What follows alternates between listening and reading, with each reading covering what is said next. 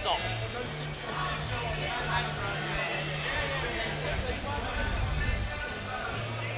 Can you hear me? That sounds good. We should probably go live then. Well, we are already live, let's be honest. That's how you do a sound check, isn't it? Hello everyone. Ow, my teeth. You just got to listen to live coverage of me smacking the lip of the microphone against my teeth there. Hi, welcome to I Follow. We are Mark Griffiths, Mia Roberts and Andy Morrell, and we're here to bring you the full match. Wrexham at Bristol Rovers, an early start, very early for some of you guys over on the west coast in the States, so thanks for joining us. If it's any consolation, it's horrible here. Really, I don't mean the ground, although, you know, maybe a little bit I mean that. But it's another horrible day again. We got yellow weather warnings. The wind is blowing across the pitch, it's raining. It's not a pleasant day. Looking across, you can see flags that fans have put up on their apps, and look at they're about to get torn away, and I can hear it on the microphone as well. So it's another British winter's day. Pretty straightforward. The key news for us as we start, firstly, Wrexham, only one change, understandably. It's George Dobson who makes way, Andy Cannon who comes back in. No huge surprise in that. I think really we probably wanted a bit more dynamism in midfield after the Cambridge game, perhaps, is the thinking behind it. Yeah, I think we mentioned Dobson in the first half, didn't we, at half time, that we hadn't really seen a lot of him, and he hadn't really taken the game by the scruff of the neck like he normally does. In the second half he did make a few more forward runs and into the pocket past the two strikers, but wasn't as effective as he normally was, and maybe Andy Cannon and that Barnett combination out on that right hand side has just took precedent today, and maybe just give Dobson a little breather, and Cannon comes in and hopefully maybe add a little bit to us going forwards, and maybe a goal or two. Yeah, it feels, doesn't it, Mia, like a slightly more, I don't want to say it's a more attacking thing. I think Dobson times just runs in the box well, and he's got a good touch in the final third under pressure. But as Andy said, that combination in Cannon and Barnett can really unlock a team, and the way Bristol Rovers are going at the moment, where they're certainly troubled, but they defend well, having those two to rely on, you know, might be a smart move. Yeah, I think Andy Cannon started the season really well, actually, and I was really impressed with him, and then obviously unfortunately picked up that little knock which sort of knocked him back a fair bit, and then obviously with the midfield they've been in good form, so there's been no reason really for that to change. But yeah, I think George Dobson last few games maybe just dropped off a little bit. I don't know whether that's due to the amount of minutes he's played so far this season, but no, I think Andy Cannon brings you something different in that middle of the park. So I think it's a really nice problem for Phil Parkinson to be able to have that player at his beck and call. And Andy Cannon today, I think, you know, he'll be really up for this one, and we'll want to prove to Phil Parkinson that he's back in the team and should be staying in the team. I think Dobson, the change of position for him, moving from that sitter and breaking things up and doing things simply to moving to try and be a little bit more creative and a bit further forward. Well, it certainly had positivities, didn't it, in the game where he went past three and laid it on for McLean to drive and the own goal. But apart from that, that change of position, maybe a mentality thing of I'm not stopping, I'm creating now. It's just a little bit of a change, and it just takes a little bit of time to adapt to that. Well, yeah, so the team lining up as follows. And Mark Howard, of course, still in goal. The three centre-backs then are Lewis Brunt, Owen O'Connell and Max Cleworth. On the right-hand side, Ryan Barnett. On the left-hand side, James McLean. Cannon comes in alongside Matty James and Ollie Rathbone. And then Elliot Lee again will play off Ollie Palmer. The subs for Wrexham are Bradley Foster, Dan Scarr, Seb Revan, Dobson, and then a trio of attackers, Mo Farl, Paul Mullen and Steve Fletcher. So plenty of firepower on the bench. Bristol Rovers have had quite the week. Their manager was dismissed at the start of it, Matt Taylor. Their coach, Lee Cattermole, has left, although not has actually been made official yet, but it certainly is the case. He only arrived 4 days before Taylor's sacking, and they've looked to bring in Michael Wimmer, who's a German coach, but they've got problems with the work permit. So at the moment, they've got a interim coach in charge, and they have made changes on the side that lost 2-0 against Birmingham. but they seem quite defensive. They seem to have stacked their team with central defenders, essentially, don't they? Yeah, we're just looking at their team and how it's changed. What they have done is they've brought in a bit of experience to the front line in Sinclair, Scott Sinclair, Man City, Swansea, etc. And Chris Martin, who's Norwich, and a lot of goals, scored 16 last season. Real handful, and I think that the caretaker manager has just thought, I've just got to get people that know what it's like to try and win a game of football. And they'd certainly added to their squad in the summer and added a lot of youth, a lot of dynamism, but it's just not really happened for them. So just going back to a little bit of experience today, and especially with a back five of 5 centre halves, they're just looking for one thing for me, and that's to just come out with a result today and move forward from that. And their home record's decent. Their defensive record is decent, although it has deteriorated. But yeah, they possibly, I don't know, they're in turmoil, but they also might be a bit tricky as well, fighting after losing the manager. Well, I just think anything could happen today. Everything, anything. You've gone 5 defenders, you've gone a bit of experience up top, there's a new manager, the coaches have left, there's a caretaker in charge. It's like it's an absolute bomb's just been thrown into their changing room, and they either come out swinging and they are absolutely free to go and do what they want from the old manager, or they're still just dumbfounded and shell-shocked and don't understand what's going on behind the scenes and can't muster a pass to each other, and we could then take the game to them and win the game. So expect anything, people. Yeah, exactly. So, especially with this weather, which is blowing towards the Wrexham fans. The stand, actually, because it was a marquee 3 or 4 years ago behind the goal, and it's now turned into a stand, which is a lot better. The ground looks very, very good, but still there's an open terrace for the Wrexham fans, and they're going to be damp, shall we say, by the end. Oh yeah, it's a pleasingly higgledy-piggledy ground, and yeah, at least part of it looks unified by this nice stand that they put up behind the goal that Wrexham are warming up in front of. But if we kick that way, we'll be kicking into a wind that seems to be getting worse rather than not. It's really blowing. The floodlights are on at midday. I actually thought that was the whole stand was Wrexham, but it's half the stand, isn't it? I didn't realise. But yeah, Wrexham are going to have a test against an untested challenge, really, as the referee. Weirdly, Lee Swaby has refed us here before 10 years ago. He's from Plymouth, and his career seems to be getting southwestern matches, and he sent off Mark Carrington, sort of, I would argue, rather scandalously, but we lost the appeal.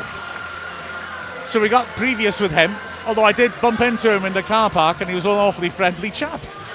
So I don't know what to read into that. Looks like we are going to be kicking into that wind in the first half. It's gone down for the moment. Bristol Rovers will get things underway. So yeah, their manager Dave Horseman, brother of Bojack, has suggested that the crowd really needs to get behind the team and their time of trouble, and it's a good turnout here. Bristol Rovers just above the relegation zone, but they've made that change. Can they improve as they wait for a new manager to be appointed?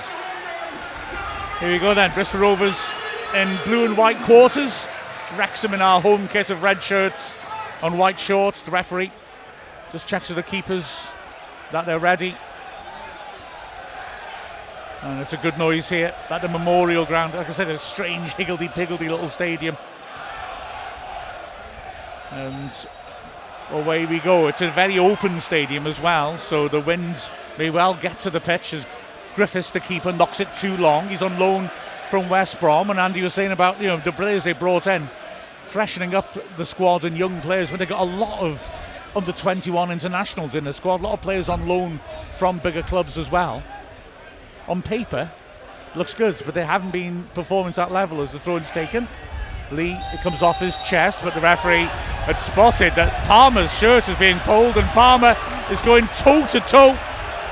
Players crowding around here. I don't think anything happened apart from grabbing the shirt, but well, it's a feisty start. Happy Christmas, everyone. Well, yeah, I'm not sure if there was something said between them, but Ollie Palmer certainly wasn't giving it up. Jones, it was. James, sorry, I think it was at the back. Well, McCormack had his shirt initially. Then everyone started getting involved, didn't they? McCormack really had a tight grip of his shirt with one hand, right round the centre of his back, and was really gripping onto it. And I thought the ref had given a free kick for that. But Palmer responded. Well done, ref, though. Just nonsense. Yeah. Little bit of shirt pulling and then a bit of afters. Yeah, so he's left her at that, and Wrexham went it back from the kick-off, and Barnett goes long early. It's cleared and flicked on cleverly, but not accurately by Chris Martin. You know, when you're in crisis, it's quite nice to be able to bring Chris Martin and Scott Sinclair in up front. That's a decent pair. There's Howard's first kick into the wind, and it gets good distance, actually. Good header, clear. But it comes back in once more and is headed square by Mola. Conte squaring it, and it's a nice bit of footwork by Moore, who works it wide. An overlap now by Bristol Rovers. They're starting quickly. Really good interception, off balance by Brunt. The pass back to him isn't great, and he's tackled in the box. Is it a goal kick? Yes, it is, but it was an aggressive challenge, and they're up for this, aren't they? Yeah, Brunt definitely takes a risk, goes for the little Cruyff turn, which we've seen him do last few weeks. It's his little signature move, but it's an absolute massive risk because, you know, Bristol really pressed on, really started with some intensity, with the crowd getting really behind them. Well, the little fracas with Palmer, that's given them a little lift, you know what I mean? To come on then, we're having this. And then a brilliant overlapping run by Wilson there, takes it down the right, and a good cross. And then Wrexham don't just deal with it and clear their lines, and they start messing with it, and like you say, the press is on from Bristol, and they've come for it, and they're certainly on the front foot. It was a ferocious challenge up behind for the goal kick, which was a statement of intent. If he'd mistimed that, he could have been in a bit of trouble with the ref. But anyway, Wrexham have a free kick in midfield. Matty James on the ball in the centre of the pitch, and two players, McCormack and Sinclair, are working hard on the halfway line. But Wrexham switch it across. O'Connell back in the end to Howards. Yeah, this is going to be Wild West football, this. Howard knocks it long. Palmer gets up well, goes over his head. Moeller has to be alert to hook it away from Barnett. Throw to Wrexham, 25 yards out from goal, right hand side. And Wrexham fans making noise here at the Memorial Stadium. Cannon's the only short option at the moment for Barnett. And eventually Lee shows and receives edge of the box. He lays it off. Cannon picks it up. Early cross is a dangerous one to the far post and has to be headed behind by Moore. Good delivery into a dangerous area. Moore couldn't do anything else but that, could he? Yeah, normally from Barnett, but Andy Cannon this time just finding a yard of space and just lifting one to the back post. McLean had really pulled off right away and wasn't putting any pressure on Moore, but he has to deal with it, heads it out. Referee intervening, more argy-bargy in the 6-yard box. As Lee with the wind against him. But still, we've seen what he can do with the wind to the corners, haven't we? Is the referee, is there something on the pitch that he's needing to move? Well, he's gone to tell Lee to put the ball back in the quadrants, and well, I mean, Lee's basically touched it, so, and the ref's happy now. So Lee with the in-swinger, crowded 6-yard box. Lee steps up, sweeps it into the near post. Good header, clear that. Terrific header away at the near post. It came in with pace. That was a nasty delivery. Here's Lee again, dinking the ball into the edge of the area, launched away. Again, the Rovers fans enjoying that. Headed back in by Barnett, and once more it's cleared, this time by Taylor. Overhit as the wind really takes that, and it goes flying behind for a goal kick. Blimey. That was just an up and under clearance, and it's blown one bounce straight out over Mark Howard. I think it's going to be a gritty first half, this, for Wrexham. Against the wind, if they can just keep the ball and keep it moving along the deck, definitely the place to go is out wide with McLean and Barnett against the centre halves. A little bit of pace over them. That'll be where they're looking to try and get most joy, I would have thought. Yeah, before the match, Horseman said that this team are going to stick plenty of crosses in the box. So those wide positions he's identified as well as being important, but Barnett and McLean in such fine form this year. You're taking on a challenge to try and get the better of them. Fourth official Is it the fourth official or a Bristol Rovers coach is in Cleworth's way as he takes the throw? And then Lee misjudges it and puts it out of play for a throw-in. So Morrell to take it. Conte offers. Morrell has got McCormack as well offering, but he looks like he wants to go down a line, and he does. The ball seems to slip out of his gloved hands. Rathbone, unlucky, nearly wins the ball back. Now Morrell put under pressure by Barnett. Well done, Barnett. Throw on the halfway line for Bristol Rovers. It's quick to spot the chance to just close down. Yeah, just looking at the setup of Bristol, they have been like a 3-4-3, but they are definitely a back five. They've gone a 3, they've matched us up in midfield, so they've just put McCormack in on around Matty James, and then the two experienced boys up top to try and unlock our defence. Now Cleworth's won a header from the throw, but seems to have just gone over his ankle. I think he's okay. It's holding his right side of his jaw as well. I thought he just landed awkwardly on his ankle. He was holding out first. He's wiping his mouth as he drives the ball. Yeah, the fact that they're similar also just means, as a bounce helps Lee. He's charging around the back. Nobody's kept up with him, so he has to hold her up level the edge of Barnett on the overlap. Uses him as a decoy. Outside the foot, sweeps it in. Rathbone can't quite get there. Lee fighting to win it back. Morrell's clearance blocked by Cannon. Does the backspin keep it in? Well, Cannon does so. And it's hooked away. Well, he didn't. It's gone out for a throw in the end. It's Wrexham's throw, beg your pardon. And Barnett will take. Yeah, with them having the same shape and these conditions, those individual battles feel really important. There's a short throw to Cannon, return ball's under a good one to Barnett. Barnett hits the goal line, sweeps the ball in, headed away. Rathbone, not in the goal, but Palmer over the bar from 8 yards out. Wrexham convinced it hits a defender. Rathbone on his knees. Are they saying handball as well? I didn't see much myself in it, but... No, I didn't see a lot, but I think they're crying for a corner. But Ollie Palmer's got to hit the target. Good little cushion header into his path. Can you get your knee over it, your foot over it, and then even hit it into the ground rather than just blazing it over? Maybe a corner. Maybe I'm not giving Ollie too much credit. Yeah, but certainly it was a hell of a chance. Nicely nodded down too, fed into him.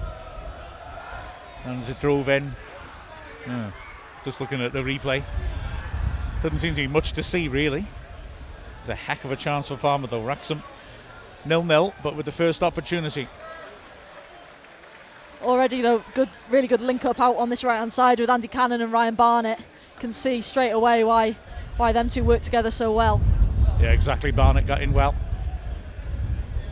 So throw in now to Bristol Rovers on the halfway line, right hand side.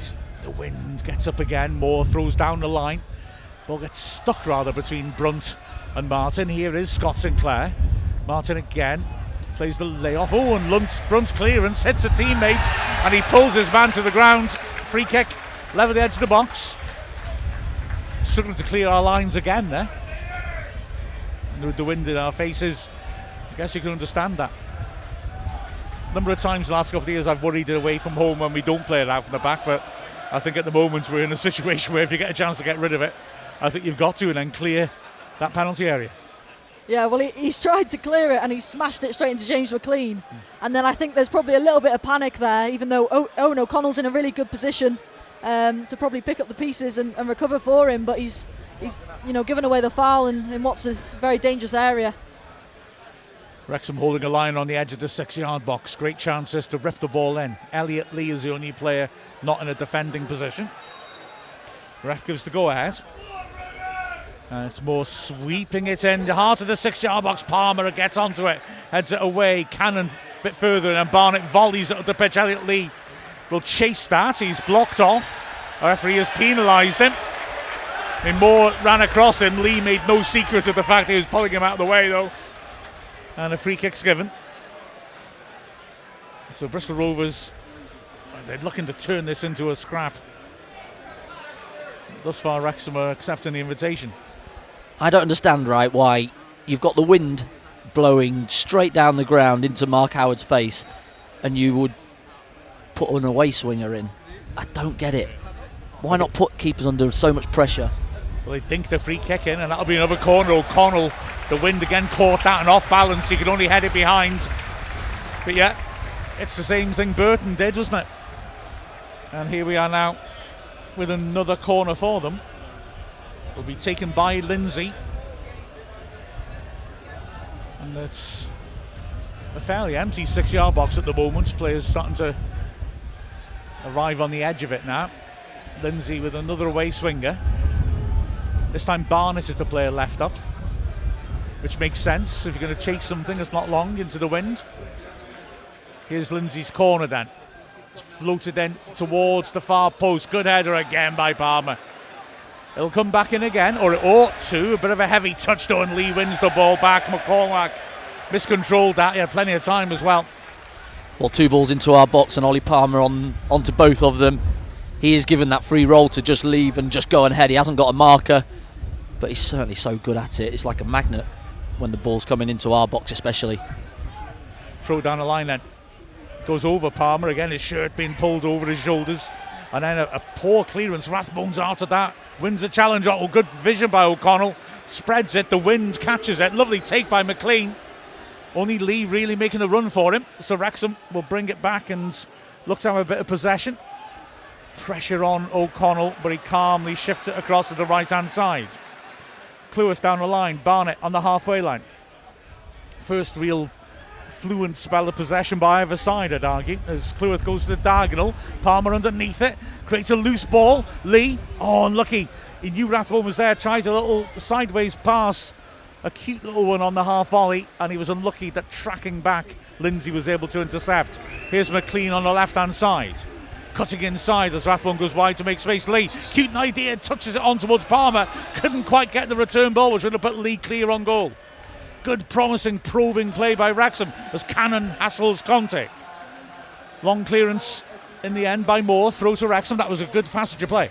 Yeah, nice. McLean getting the typical boos from the opposition fans, but it's a nice ball into Lee, and he's obviously looking straight for Palmer, and he's a little round the corner and goes. If Palmer's on the same wavelength and just step ahead, he just rolls it into Lee's path and he's in on goal.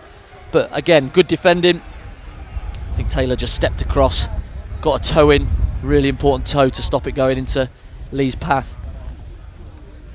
So throw in to Wrexham, left hand side, about 35 yards out. McLean gets it back, pops it down the line. Palmer does well to make that his, and Wrexham are moving it around neatly. Rathbone's pass to Lee just stretched him, but he's got to it, and Wrexham recirculate from left to right. Barnett now, Cannon's made a great run down the line. Barnett drew his foot back to play it, and then I think was worried Cannon might have gone offside, and decides to prioritise keeping possession, and Wrexham are settling into this game now. Nice little ball by Rathbone to the left, brings a round of applause from the Wrexham fans as Brunt crosses the halfway line. Space between the lines for Lee. Heavy touch from him, but he works it wide for McLean. Ref plays advantage. The ball went out, so the ref rightly comes back. Lee was caught late there. Free kick to Wrexham in midfield. Yeah, the way to get on top of 2 experienced strikers is make them work, and make them work around the back 3. So if we can just keep switching the ball, McCormack will then have to come out of his pocket around Matty James to go and engage on the third centre half, which will mean we hopefully will be able to get Matty James on the ball a little bit more. Here he is from a short free kick. Rathbone with purpose, moving down the left. He feeds in McLean, squares the edge of the area. Lee has done well to hold off his man. He can square it now to Barnett, 30 yards out. He dinks it into the box. The wind takes it and it's headed away. In midfield, Wrexham fight and win it back. Lee now has a chance to work it wide, and he does. McLean has bodies in the box to aim at, including some of the centre-backs up for the set piece, and he wins a corner. Bristol Rovers thought it was a double ricochet back onto McLean, but it hit both the defenders' legs. And this is much more like it. Wrexham is starting to really get a bit of a grip on this. Yeah, well, Ryan Barnett put a ball into the box and it just hits the first man. Like you say, the wind sort of picked it up a bit, but then Bristol Rovers just can't clear their lines. And James McLean ends up winning the corner. Hopefully another opportunity for Elliot Lee to put a good ball into the box. Well, Lee's not daft. He's taking an in-swinger and he rips it with height to the far post. Keeper just gets a hand on it, and quite frankly that looked like he was going for another Burton goal, doesn't it? Yeah, good keeping though. Just get something on it. Doesn't have to get a lot on it, just something to redirect it. He's been in really good form. Yeah, he's got a really has big Griffiths. reputation, isn't he? Really good. England under 21 Correct. international. Went to the European Championships with them and started the season with a string of performances that really got rave reviews. Here's a short corner now. Barnett drills a nasty ball in. It's put just over by Brunt. It was dropping behind him, but he lost his man and just couldn't quite keep on top of it. No, he dropped off really well, Lewis Brunt, and the ball just falls to his feet. And yeah, maybe is it a bit behind him? Is it definitely a difficult one to take, particularly for a defender. But you're just thinking again, can we just try and hit that target? Wrexham win the ball back straight away, and the Bristol Rovers fans are starting to sound unhappy.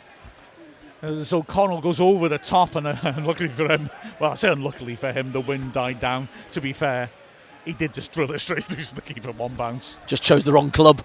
I think so. Hit the 1 iron rather than the 7.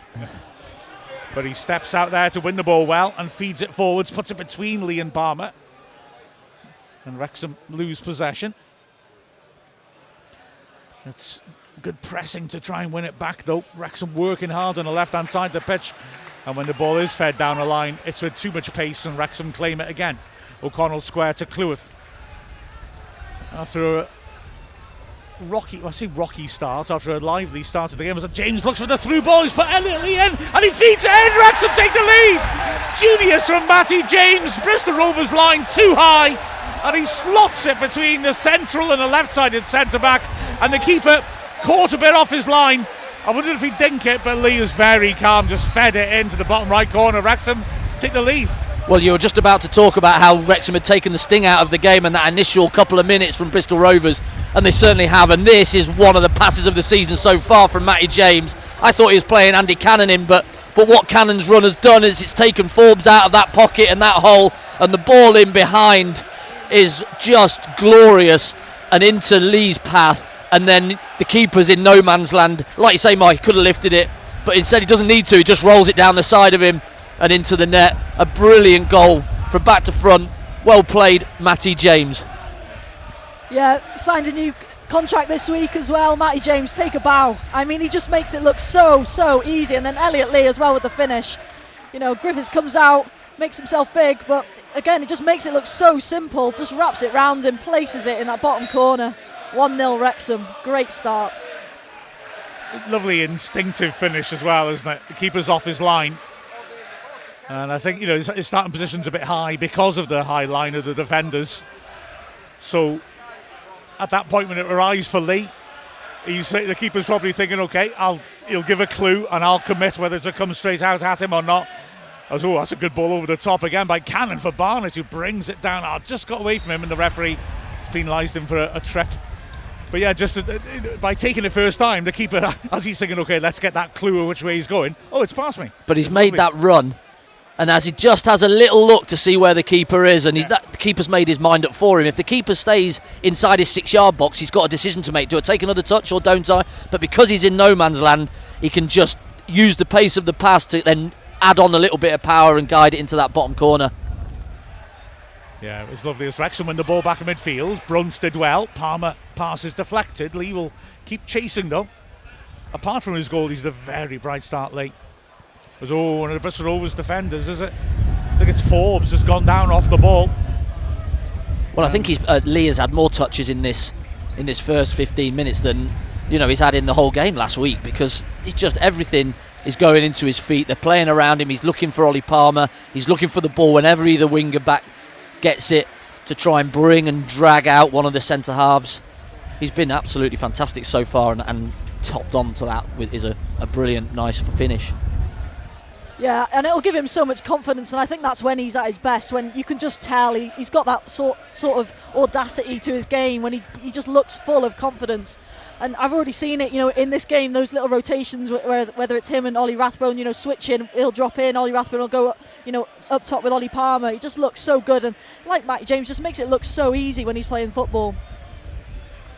About 3-4 years ago, Lionel Messi, bear with me, bear with me.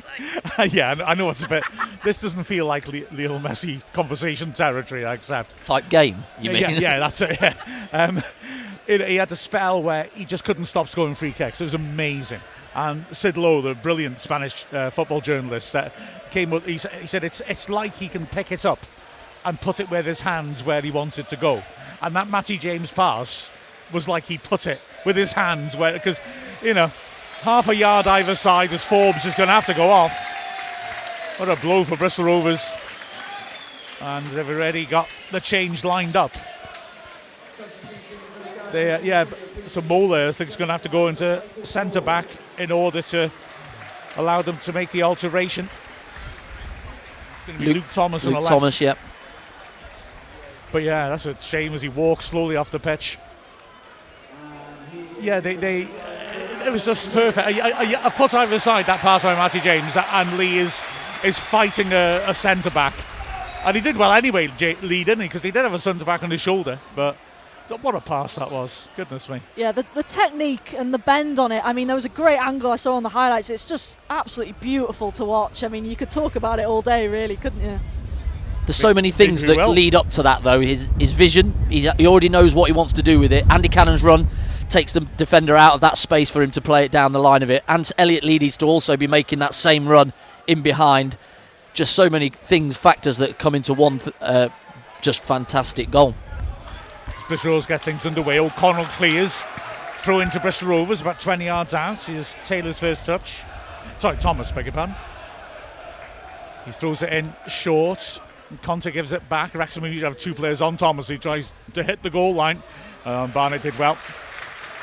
Just stretching his right foot out behind himself so that if he curled the cross in behind him, he could still get a touch, and he did it twice. The second time the ball came in. Did well to keep balance. The wind and the rain continue to lash down behind Bristol Rovers. The Wrexham fans having a go at Thomas. He's finally taken the throw. And that's strong defending that by James, who holds his man off and clears. Wilson has it in midfield. The Bristol Rovers fans shouted him to shoot. Instead, he played a wide pass that rolled away from his target and out for a throw. It sounds like he was on the halfway line when they called him to shoot. I'm not saying they're desperate for goals, but... Well, I think by all accounts they were cheering a shot the other day against Birmingham. Yeah. So, things haven't been too great recently for them. So, a bit of irony out there, I think. There's Wrexham with a throw on the halfway line. Football fans also, though, are relentless optimists, even in the worst conditions. This part of your brain thinks, but something will turn up, like Pickwick. No, McCall, but I've got my Dickensian characters mixed up. This is not good enough. It's McCall, isn't it? Yeah. Throw-in taken. I'm going to stop that now. McLean feeds it back into his own half. O'Connell. Again, Wrexham in that familiar shape. There's a run over the top by Lee. O'Connell has seen it. The wind stops that pass from getting through to him. Great run by Lee. But yeah, the conditions stopped him from having another chance. But Wrexham are getting Lee in behind that high back line. Cleworth drills it over the top, and Barnett's got no chance of getting to that. I'll go through to the keeper. You can get in touch using the hashtag AskWrexham, ASKWXM, on Twitter and Blue Sky. But it may be half time when we get around to it, because we haven't got a bench here in front of us. So I'm afraid probably during the match I might be a bit tricky. We're winging it. That's what you're saying, Mark. I'm always winging it. This ball, Mola plays down line. Thomas, good first touch inside. Barnett tackles, but it's picked up by McCormick. His cross is blocked well by Matty James again. And he heads the ball clear. Rathbone can't quite get to the loose ball. It's bobbling around the edge of the area. Conte's chasing that, gets there ahead of Brunt, works it out wide. Moore has got an overlap, but goes backwards, and the Crow, listen to the Bristol Rovers fans, are furious. I mean, he did have options, but it wasn't the worst thing in the world to protect possession. Rathbone had really got in his grill. Oh dear, then he knocks it forwards and it's over. Shot on target, though. Yeah. Yeah. The crowd not happy. The Rathbone had really closing down quickly. He was threatening to do what he did when he set up that goal, remember, at the racecourse last week. As Howard pulls his kick into the crowd. Throwing just inside their own half on the right-hand side for Bristol Rovers. Wrexham leading 1-0 for that Elliot Lee goal as Rathbone arrives and gets a challenge in, throwing on the halfway line, right-hand side. Yeah, it's a horrible, cold, windy day. Wrexham subs warming up, Wrexham fans singing to Paul Mullin. As the throw is down the line and headed square, but cleared well again by James, who's, apart from that pass, has won so many balls. And now Cannon tackles Mola. Palmer driving forwards. There's two people inside. Mola uses pace. That's a terrific tackle by Mola. He made a mistake in the first half, a great recovery. Yeah, absolutely brilliant recovery. He just finds himself in a really sticky situation. Andy Cannon puts the press on really well. He's got Ollie Palmer surrounding him too. And Mola just doesn't really know where to go and ends up losing the ball. And you're thinking, right, we're in here, but does really well to recover. Nice touch by Lee. Cannon slices his shot so badly that McLean will have a chance to cross. Takes on his man. Rathbone's waiting. McLean tries a right-footed shot as well, blocked. Brunt feeding it back out. Awkward one, but Rathbone's brought it down. Rathbone left-hand side, 20 yards out. Shifting it quickly between his feet, ball playing it backwards. And Wrexham will go back into their own half. O'Connell put under pressure by Sinclair. Switches it. Sinclair's got the crowd going, and Cleworth plays a weak pass. Mola intercepts and again is caught out by Palmer. This time it'll drop kindly though, and out for a throw to Bristol Rovers. But it was a chance by for Cannon though, wasn't it? Again, it's a Lee little flick. He comes late into the space from the throw, and a little overlap by Cannon. Just a little flick from Lee, and Cannon goes to swipe at it with his left. It's either a really poor finish or a ridiculously cool pass to McLean, who's just it's just fizzed out to McLean out on that left wing. And he cuts inside on his right and gets the shot blocked. But yeah, you expect Andy Cannon and his quality to just hit through the back of the ball and hit the target. Just doesn't quite catch it right. If he meant that, then this is the day to talk about Messi. Ball's not long. Martin goes down, asking for the free kick against O'Connell, doesn't get it. And Wrexham are on the attack again. Nice little nick inside by Rathbone to McLean. Poor ball by McLean, but Lee has won it. Great tackle on Conte. Cannon taking on Conte now, works it wide. Barnett cutting inside Thomas. Rolls it square. Matty James helps it on quickly. Rathbone, Bristol Rovers sitting deep in their area. Barnett on the edge of the D, tries the shot, just wide. Well, they just sat off on the edge of their box and let us work the shooting position. It was poor, I thought. Well, they come out after scoring the goal because they've come out the pocket to get Cannon, and now they're just staying in there, and Barnett has followed his pass into the middle of the pitch, into the 10 roll, gets on the half turn, just whips one, just narrowly wide of the upright, but nobody coming out to put any pressure on the shot. No, I think even Barnett was a bit surprised at how much time and space he found himself in, and Taylor does have to come out in the end, but doesn't get close enough at all, and Barnett gets that shot off and it's just narrowly wide. He catches it really, really well. Yeah, the keeper was worried. He was trying to bend it in the top right corner. Yeah, and Rathbone beforehand, I was thinking, is he going to shoot? Because they were backing off him as well. They were just defending the 18-yard line, and that was that. As O'Connell again is too strong for Martin. Hits a long one. Hits it high this time, so that the wind catches it. And it's only headed away as far as Cannon, who feeds it down the flank. That was all that was on for him. And he can't quite take enough off it to that Palmer challenge. Goal kick. Yeah, it's been a really good start. Wrexham growing into this game and getting control of it. The Bristol Rovers fans getting frustrated. Short goal kick. Josh Griffiths, well, the referee I think is saying that Palmer was in the box, I guess. Griffiths got the ball away. Refs just picked something up off the pitch. Right. Not sure what it was. Yeah. Well, he's looks like a conker to me. It just fell off that oak tree, yeah. Or whatever oak tree it comes off. Horse chestnuts. You're listening to Topiary Live here on iFollow. Long goal kick taken by Griffiths this time. And again, there's loads of shirt pulling. Barnett drills it clear. Ball picked up by Mola. Conte now. Is able to turn in midfield. Looking for an angle. That's a nice little drop off by Martin. And he works it backwards. Ball spread over to the right hand side. It's a good pass. Moore brings it down nicely. Left footed cross at the far post. It's got too much on it. Goes behind for the goal kick. Yeah. Better play though. Yeah. Wasn't it? Nice diag. Yeah, by Lindsay. They've been toiling a bit, Bristol Rovers, haven't they? But that was Nice build-up play. The cross, I think, might have just caught the wind a bit when it was going in. I thought he might have put it in for Thomas to attack. Well, I think maybe the substitution, Forbes going off, just Thomas come on. He's gone right high and wide up against Barnett. He's making Barnett think, well, I can't overly commit because Thomas is going to obviously break. Here's Sinclair now, awkward for Brunt at a second attempt. He deals with it, but he'll come back in as Moore picks it up. Stands an early cross in. O'Connell stretches, can't get there, but he puts pressure on McCormack and his header drops in the goal mouth for Howard to pick up. More encouraged applause from the Rovers fans.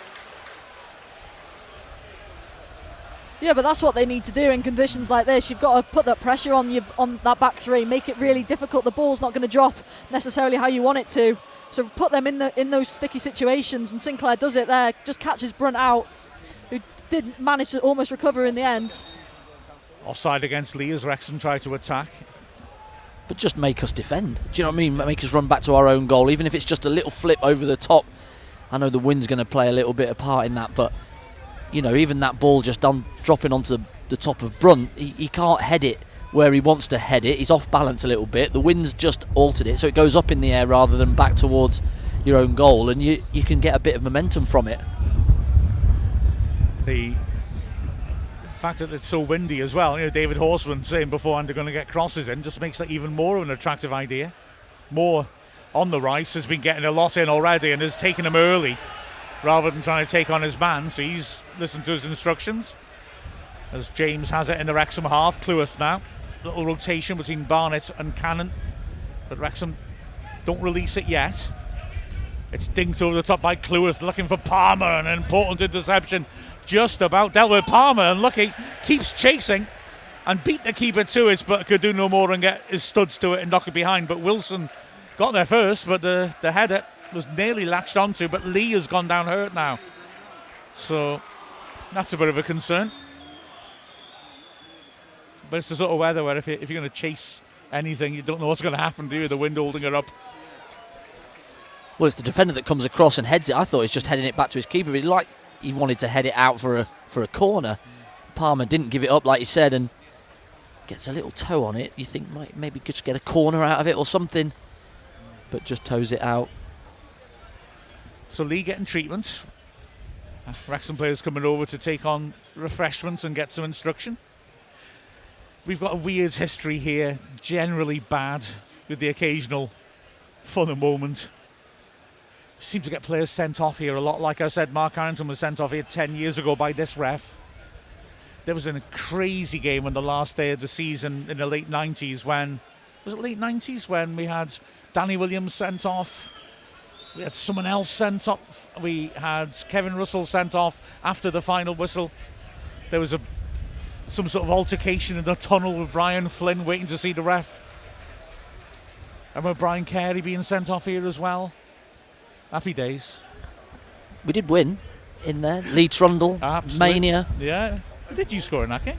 Well, you wouldn't know it. Yeah. But it's a little bit like Watkin and Thomas. Do you know what I mean? It was, Trundle scored a brilliant goal, like just pure class down one end. We win 3-1. I actually scored 2 and set his up, and it doesn't get a mention. Good to hear you're not bitter about it, though, Andrew. Not one bit. Not one bit. Quantity, not quality. That's what counts in football. It was a good goal. I don't know if he meant it, but Alia's up. Looks like he's just testing his ankle, perhaps, see how he's going. He's not coming off in a hurry. So we'll need to keep an eye on this. Trundle's goal's brilliant when he sort of flicked it up, juggled it, flicked it over his marker's head, and put it in. And Lee's going to have to come off, sadly for Wrexham. Well, it means Paul Mullin, who looks to have had a bit of an extreme haircut, is going to come on in his place. So a real blow. Elliot Lee playing so well, but just before this busy period of matches, sadly, he's got to come off. Throwing out Paul Mullin on against a defence that looks a little square, a little jagged, high. Shall we say. Isn't the worst thing to do, but let's hope Lee isn't too badly hurt as we restart. James nods it away, but bounce off Conte, throws to Wrexham. But he was looking so good as well, wasn't he? But what an opportunity now for Mullin. Not had many minutes. 1-0 up. You've seen the game, how it's panning out, that there are holes and chances to get in, pick. Can you take the advantage of this opportunity, get that goal that he's so desperate for? And if you're going to get a bit of rhythm going just before 4 games in 20 days or 5 games in 20 days is the right time to do it. As the throw-in came to nothing, throw to Bristol Rovers deep in their own half, left-hand side. Morrell will take. Throws it in short, gets it back from Lindsay and sorts his feet out well. Conte's done well, now there's a bit of space. Wrexham Ham just shuffle across quickly. Sinclair helps it wide.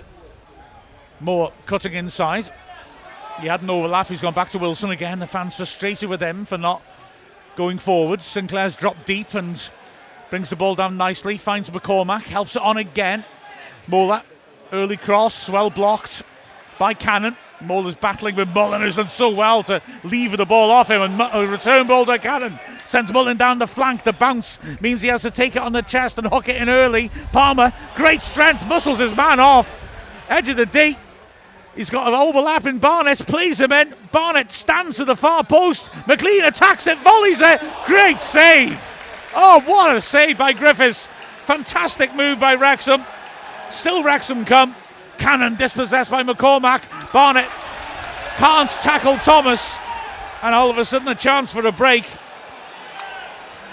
But wow, Wrexham pressing hard here. Cannon now pressuring Conte. It goes back to the edge of the box. Wilson, and they've worked their way out clear, but goodness me, the pressure Wrexham put on then. Hell of a save from McLean. Well, yet again, it's Moeller who just doesn't look comfortable on the ball at all when he comes under that press. And then we take it really well. It's a lovely little lob ball over by Mullen for Palmer. It's just really difficult to defend those sort of balls. And Palmer does ever so well. He just looks the favourite every time in those little 50-50s. Here's Palmer now after James and Mullen had combined in the middle of the pitch. Palmer holding her up.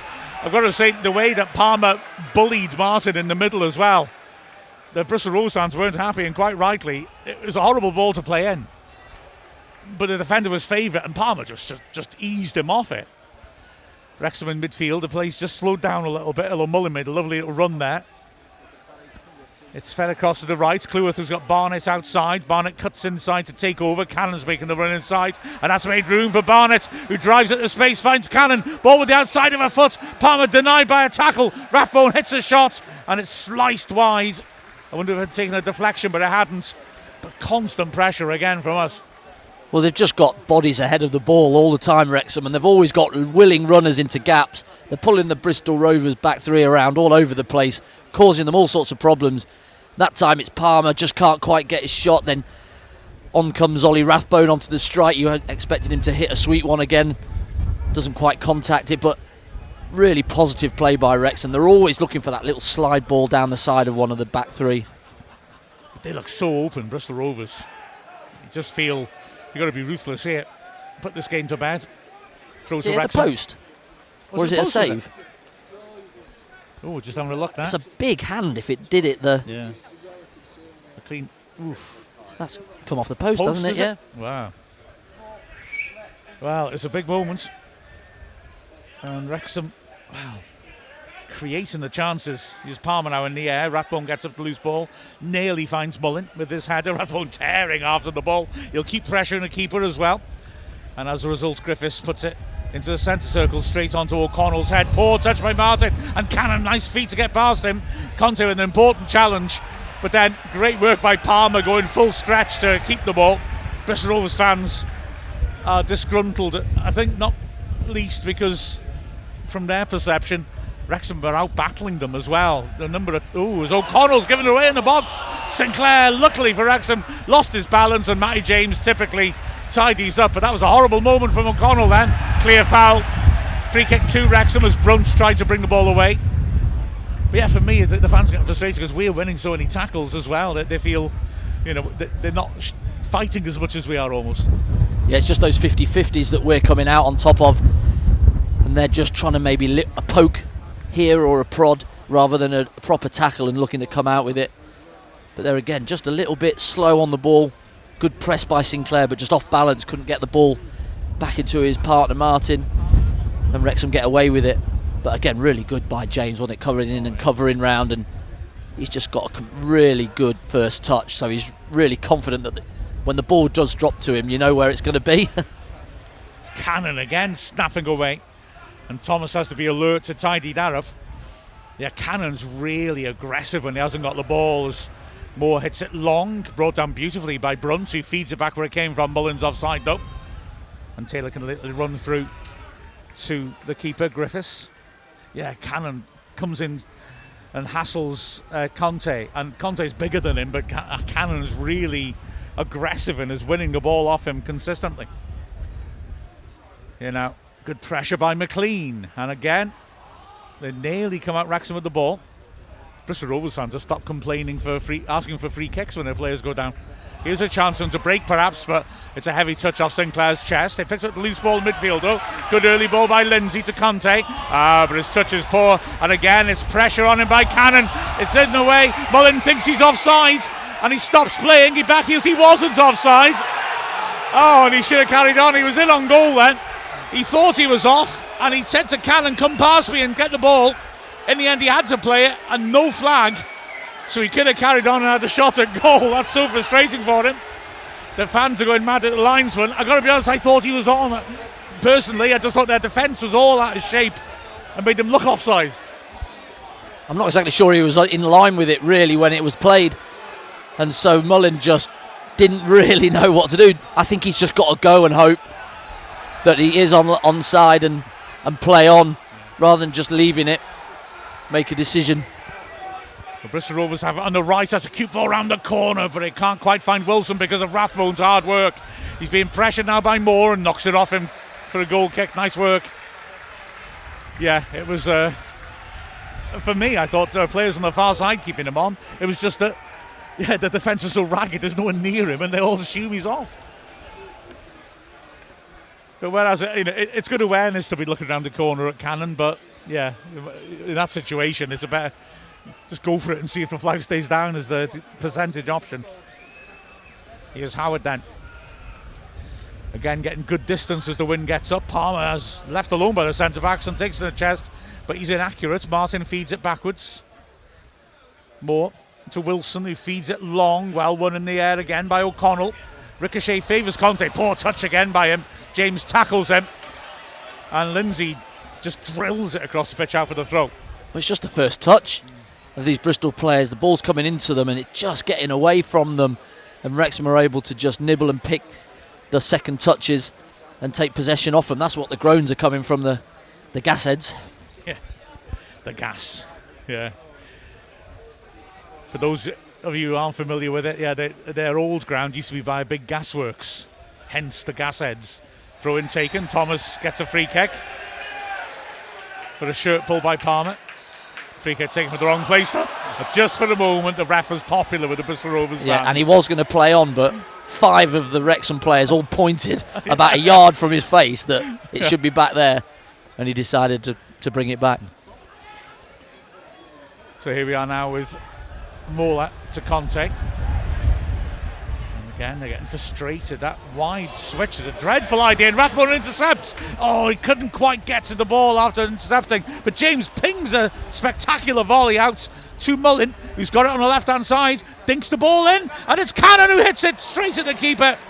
A volley from the edge of the box. He went side-footed for accuracy, but unfortunately couldn't pick out the corners. Well, a brilliant pass by James once again. Just hits it, little sidewinder out to Mullin. Mullin can't quite get his first touch, but his second touch is positive, and then a lovely cross, and thought it was for Palmer coming away from goal, but it's Andy Cannon on the edge, and like you said, he goes side foot for accuracy but just doesn't get anything on it, and it goes straight into the arms of the keeper either side, and it's possibly another goal. They've got to take another one of these chances because we are right on top. But Mullin looks offside this time, linesman gives it. Tightish though, they'd stepped up, but there were channels to run through. 5 added minutes will be played. And yeah, just moments before though, again James with a good challenge as the free kick in midfield. Remember when they brought in that rule that the offside free kicks are given for when the player starts the run? And it hasn't been repealed, but nobody does it anymore. I really find it. Oh, I don't know. I looked it up because I saw a game, because you can have an offside free kick in your own in the other side half now, and I thought they must have changed that. But then I saw a game where they did it. Yeah, you can still do it, but the refs don't. That's a great header from Brunt, and now Barnett with the early ball over the top. Mullins on the chase. He's goal side last defender. The backspin just holds him up, but he's got options. McLean made a great run. I think Mullin saw it was a difficult pass and decided to keep the attack going. Barnett again comes inside Thomas, cuts back in the other direction. James is waiting for the handoff. He receives it, and he dinks it in early with pace and swerve. Headed away well from the edge of the jar box, and it's cleared. But O'Connell's there. Gets there and feeds the ball to Barnett, who can't quite keep it in. Yeah, to me, they're just a little too high, and you can get the ball in between their centre-backs. There's too many gaps between them, and it's quite straightforward to get the ball in behind them. Yeah, but with the wind as well, balls forward, you can play in, and they're not going to run out. They're going to stay up. Next second half, yes, by all means stay up, because the gap and the ball will fly through. But in this half, any ball just in over the top, and the Wrexham players have got a chance of staying onside and getting it before the keeper gets it. Will Wrexham regret not taking advantage of a half which we've completely dominated, and we've opened them up so many times in the middle of the pitch? Moore did well to deal with that then. He overdid it. Well, when you've got a wind like this, it's really, do you benefit the wind in the first half, try and get ahead? Or do you wait, try and play against it when you've got energy to deal with against the wind, and then hopefully second half you take advantage of that wind if you can stay in the game? That's another poor ball forwards by Bristol Rovers. O'Connell clear. Brought on nicely by Rathbone. James back to him. Rathbone, lovely ball around the corner. It's great stuff. Palmer to James to Cannon. And Wrexham have opened them up again. Mullin wants the bars. Cannon tries to slide it in and is challenged. The ball's scrambling in the box till Cannon puts his hand on it. But why has he not just rolled it into Mullin? He's absolutely steaming forward into the gap, which is exactly what he needs to do. Breaks into the space. But then just get your head up and roll it into Mullin, who's got acres of space, and he just takes a touch into the middle of the goal and put it in or have a shot. And then he just decides to crawl around on the edge of the box with it between his legs. I'm not sure you're allowed to do that. Well, no, by driving in, he drags Moeller away from Mullin, leaves Mullin in so much space, like you say, Andy, and just for some reason chooses not to. I don't know whether the ball just did get stuck under his feet or something, but he definitely could have played him in. Massive chance that towards the end of this first half. And then he's on his hands and knees like he's giving a little kid a ride on his back with the ball under him. It was never going to end well, was it? So throw to Wrexham. Cleworth short to Barnett, who's caught late by Thomas. Referee has given that. Thomas not happy. But as Barnett hooked it round the corner, Thomas ran through him. Not saying it's a card necessarily, but he did make contact on Barnett. Cleworth was good with that, winning the throw-in. He is going to his pocket. Yeah, Cleworth did well with the long ball over the top. He's marking Martin, who of course is a big unit, and he just got tight enough, engaged with him, because the wind was always liable then to blow it over their shoulders as heads, as long as Martin can't back out. And then you just hold your position, hold him under it. It was great. It was great. Good stuff. So free kick, Cleworth will take. And Thomas, the first player in the match to get a yellow card. Cleworth lifts it over the top. Palmer backpedaling, battling the two defenders. It's headed partly away by Moeller. Cannon puts it into the edge area. Palmer jumps into Moeller rather. Free kick. Palmer's not happy and he's going to pick the ball up and complain, which wastes a little bit of time as well. And if he's not careful, he gets a yellow card. Just wasn't subtle, that, was it? Well, he basically bench presses Moeller off the ball here, because rather than just easing him out with the shoulder, he just pushes him blatantly under the ball. And he doesn't need to take the ball, he just get on with it. The free kick again comes to nothing, bounces straight through with the wind to Howard. Martin, he flicked it on, his rueful gesture as he walks away. Howard just making Sinclair come to him, and the referee decides not to play the full 5 minutes. It's half time and Wrexham, comfortably ahead. I just feel I want to see how the second half starts with the wind, just to see that the pattern continues, because if it does, I'm happy, but if not, we may rue that first half. Yeah, well, they should be ahead by more, really, because bar the first 2 minutes where Bristol were right on the front foot, the fans right behind them. Wrexham have took the sting out of the game and have been very, very worthy leaders at this half, and they should be more ahead. They've had chances, hit the post, a couple of good saves, had chances that they've missed, so I think they'll be disappointed not to be further ahead. And now you're still in a game at Bristol with the turn in the tables. Yes, we've got the wind, but as you've seen, it's not so easy playing with the wind. It's sometimes better when you're playing against it, so it's not done yet.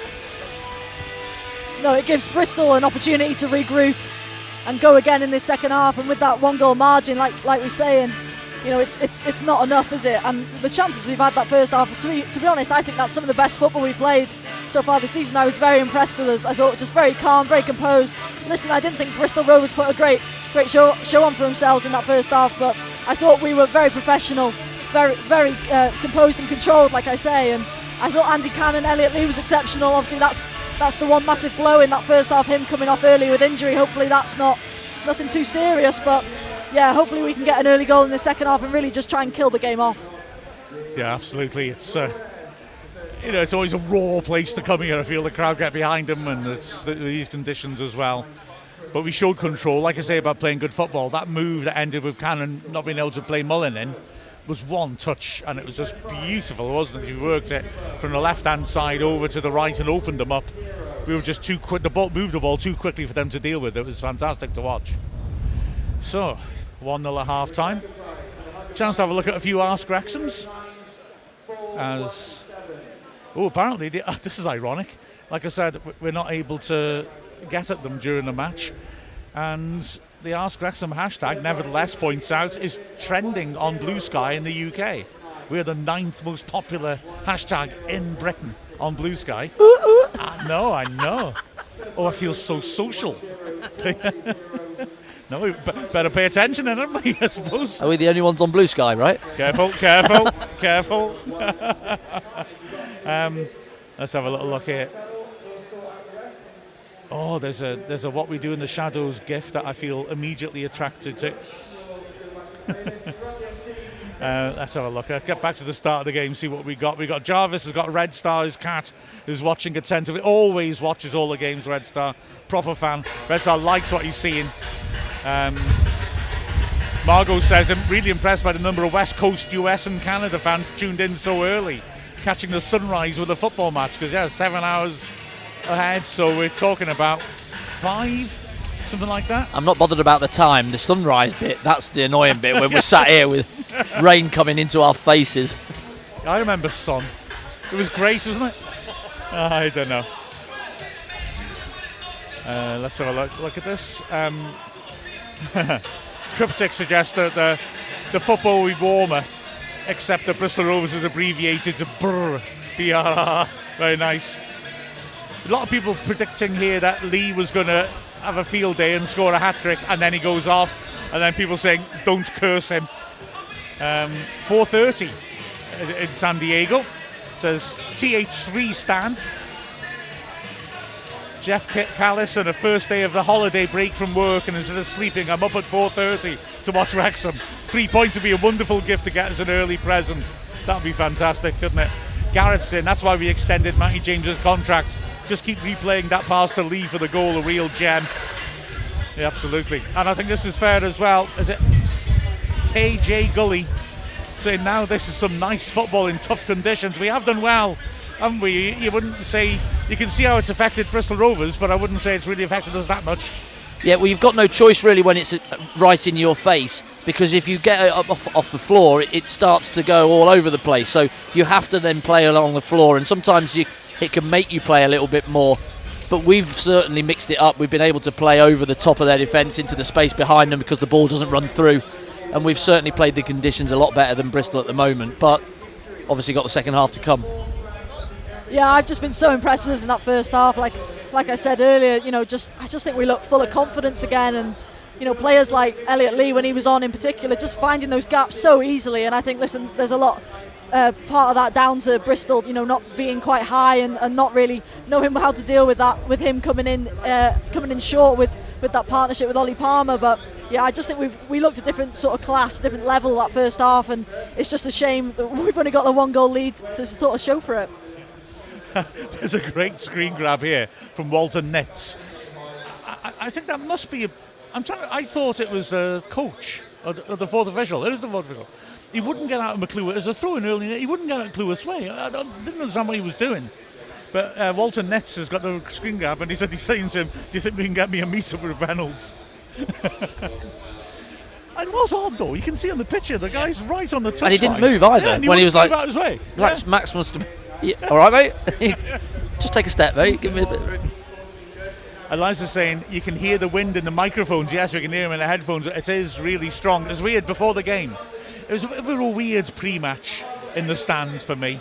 It's slightly idiosyncratic setup, shall we say. And we were told the seats we've been allocated might be being used by Hospital Radio, which wasn't the case. But I had to call the media manager at Bristol Rovers to find out. He's a lovely fella. And he said, you'll be all right in this stand because it doesn't get windy. Well, if this is not windy, I hate to be in any of the other stands because for me, the roof is really making a wind tunnel. It's blowing so hard across the pitch. Across the stand, rather.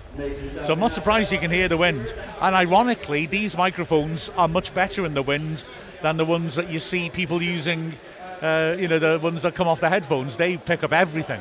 These are one directional, so it doesn't mean like they're in the fan club. Sorry. The noise coming in, you can only get noise into it from where your mouth is, or weirdly enough, the exact opposite. If you held these the wrong way around, they'd sound exactly the same. I'm getting boring now, but nonetheless, I'm enjoying myself and I don't care about anybody else. That's it, and you're modelling it beautifully. So the wind shouldn't get into this much, and yet it is, so just show how bad it is today. I've driven down with Geraint Parry, the club secretary, who is the loveliest man on earth, and an absolute gent, and he gives me lifts to the Saturday games. I'm really grateful to him. He's obsessive of football, and he's hoping on the way back to catch the second half of an amateur game on a ground near the M5. And I'm looking at this weather and thinking I might watch it from his car. This is a great one. Sterling Corbyn. I haven't noticed your Ask Wrexham for a while, Sterling. Good to see them. Picture of 4:30 a.m. in Victoria, BC, so British Columbia. But why is so much happening at 4:30 in the morning on your street? There's a big green lit up Father Christmassy style mega truck thing. What's going on? What happens? And Santa's on it. Santa is on it. What? It's a house. It's not a truck. It's a house. It's like two houses on wheels behind Santa. Explain yourself, Sterling. What sort of town is this? 4:30 in the morning. Victoria looks like it's, insane. All right, let's see what else we got. Oh, Jarvis is sharing the stats off the stream. We don't have a monitor or anything here. But the half-time stats he's saying is impressive. 0 shots from Bristol Rovers, 9 from Wrexham. Fair point. Only 1 cross-in from 9 for them. And Wrexham, we're on top and it shows possession. We got slightly more, but this isn't about possession. This is about threat, this game, isn't it? And we got plenty of that.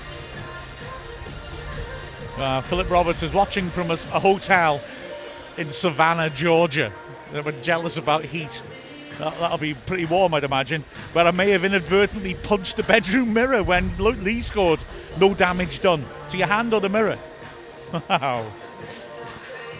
Rava says 4:30 a.m. start. It'll be 60 degrees something and sunny in Vegas today. Technically, it's still Friday, though. Yeah, just put that Ask Wrexham away now. Because I will. Fair enough. Yeah. Although I will say quickly, Daniel Stroud. Hello, Daniel. Conditions look awful. Check. Is the wind swirling and changing direction, or will it be at our back second half? I think the latter. It seems pretty much just blowing. Well, I think the camera's on the far side from us, left to right, as the stream is showing it. Yeah. So, but it is, and it's showing no sign of letting up. Okay, so I think the camera's the other side, isn't it? It must be. It's not here. Yeah, they look like they're up over that seat unique sign. It's a shame because it's quite a weird looking stand for people to have a look at. It is, yeah. Well, it was rugby, wasn't it? Rugby used to play here, and they used to duel. You have all the lines on it, on the pitch and stuff. and I believe they I don't know, I'm not saying this is because of the football, but I believe they turned the pitch 90 degrees, which is why that stand is so narrow. Okay. It doesn't reach, it only reaches, well, just about the edge of the penalty areas, because the pitch used to be behind the posts, apparently. And it's also, I guess, why I had such a sort of weird, and I keep saying it, but it's the right word, higgledy-piggledy look to it, with little funny marquees everywhere. Because, it was sort of temporary stands and all sorts of stuff, and it's becoming more permanent looking now. Yeah, most of my recollections of Bristol Rovers games are like pretty grim, if I'm perfectly honest.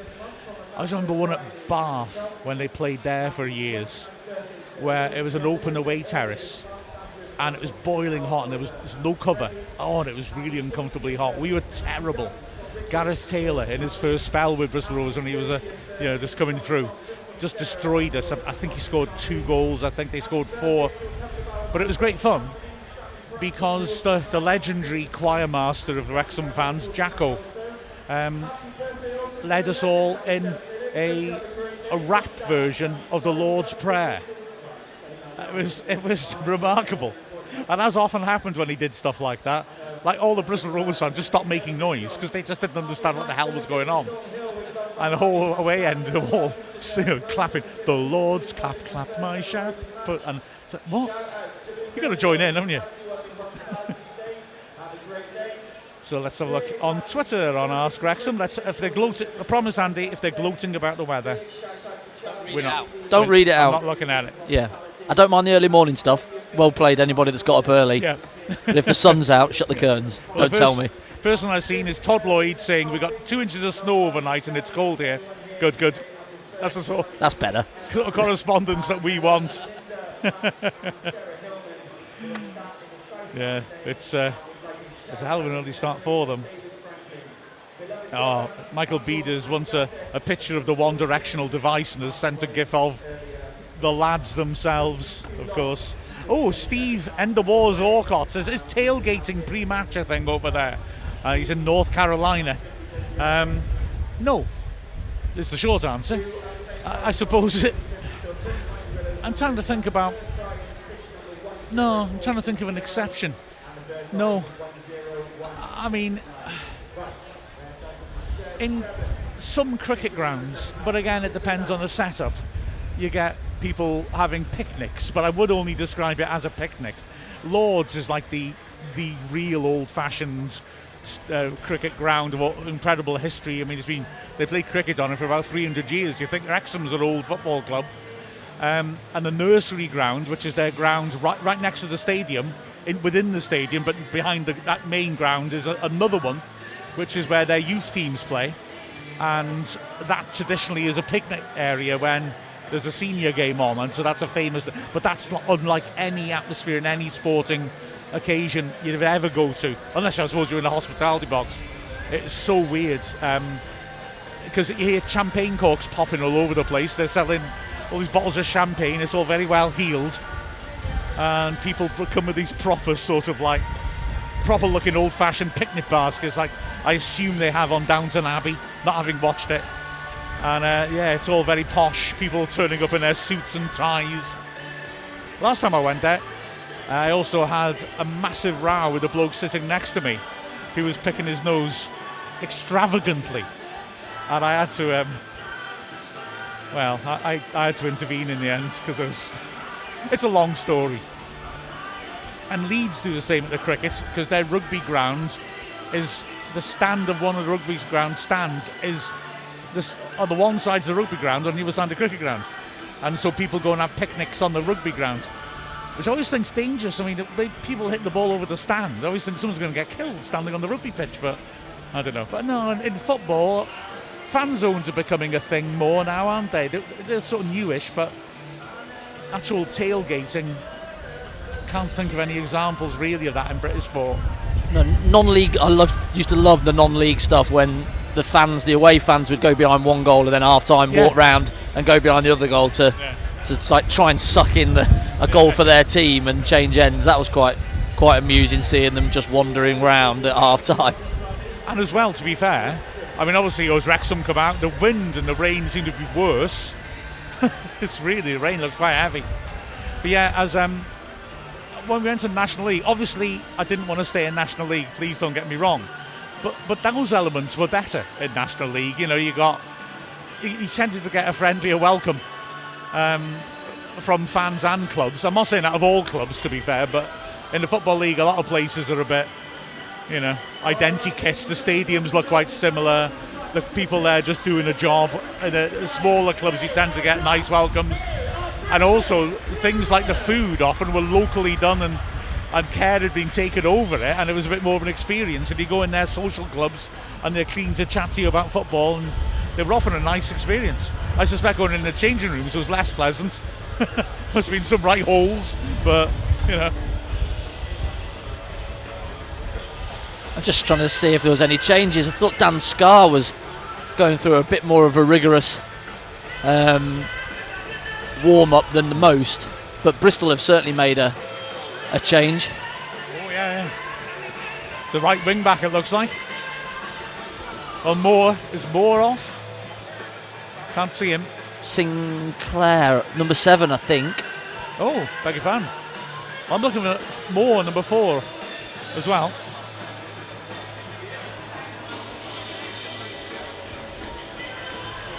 And they've gone. They've brought on Senior, haven't they? They're right back. And Omochair as well. And Omochair, yeah. So I think it's Sinclair's Sinclair and gone. Moore off. Yeah. And they brought on Omochair, their club record signing this summer from Fleetwood, who's got 2 goals, both in one game against Cambridge. He has had injuries as well. And Senior, he seems to follow us around. He played against Wrexham for Morecambe. Now here he is again. So, well, you can understand them wanting to make changes after how that first half went, as Wrexham get things underway. Long ball by Cleworth with the wind behind us. Palmer turns Muller beautifully, works it wide. Barnett's after this. Oh, Muller stood up to him though. Cannon was, beg your pardon. Wrexham with a throw by the corner flag. Again, great start by Ollie Palmer. Lovely touch, brings it down in his feet. Just the pass out wide, just hasn't quite got enough on it. Makes it a bit more difficult for Andy Cannon. Throw taken short. Cannon, great first touch, goes between 2 men. He's obstructed by Thomas, who's on a yellow. I know it's obstruction, and I know I'm pushing my luck a bit here, but Cannon's running unopposed into the penalty area and has been deliberately blocked off. I know he's not going to give him a second yellow, and he hasn't, but I'd be an awful ref. I'd be sending people off left, right and centre. Now this is a nice angle for McLean to just tear this end. There's only one man, Thomas, in the way, maybe as a punishment. And it's about 10 yards out on the right flank. McLean signals and gets on with it. Floats it to the far post, in fact, and beyond the far post. I'm still liking my rip it in idea after seeing that. Yeah, I think that's the best policy. Get people across the eye line of the goalkeeper and just whip it right towards him, and any sort of touch, or even if you don't touch it, you running across his eye line will put him off, and it just got to hit the target really and go with a bit more pace. He's just trying to flip it up, and the wind's just got a hold of it. The wing gets a hold of Griffiths' goal kick, and it drops on the halfway line where it's won well by Cannon. Ball picked up by Barnett. He lifts it over the top again. Palmer again gets in round the back of Muller. Ball doesn't quite stick for him, but Wilson's under pressure. Had to put out for another throw by the corner flag. Well, this is a great start to the second half. The wind behind us, Wrexham just penning Bristol Rovers in their penalty area. Barnett has the ball in his hands. Cannon, as ever, is going to make a run for him. Mullen offers and receives it and tries to turn Muller, who stood strong. Barnett, good touch, gets him behind Thomas and then wriggles away.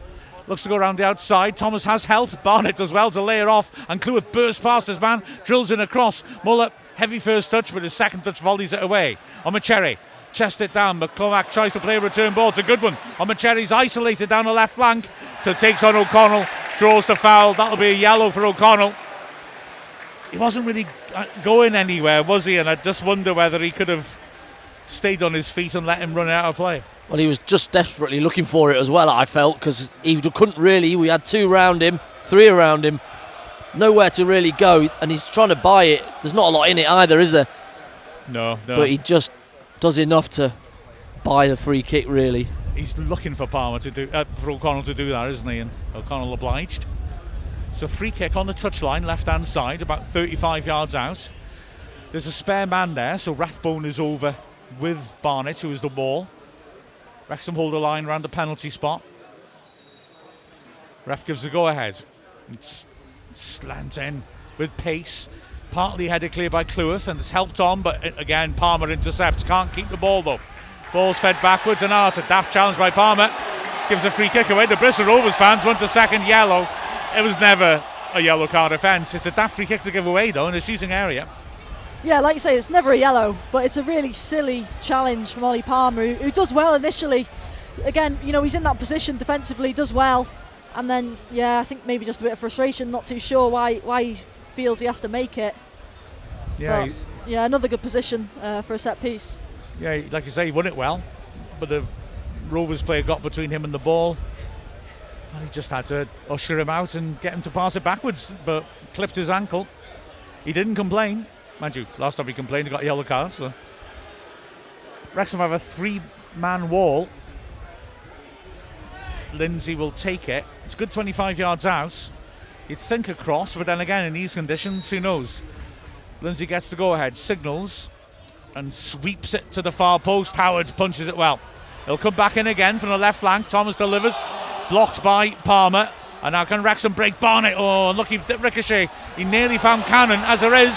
Now it's Wilson on the right, sitting in the cross. Great work by Rathbone to get a touch on the cross, but the ball's bobbling around in the box. Comes back out, chance to shoot for Kante. Hits it, well blocked by Brunt. Ball come out edge, Barnett's got there first. Can he use his pace? Oh, unlucky.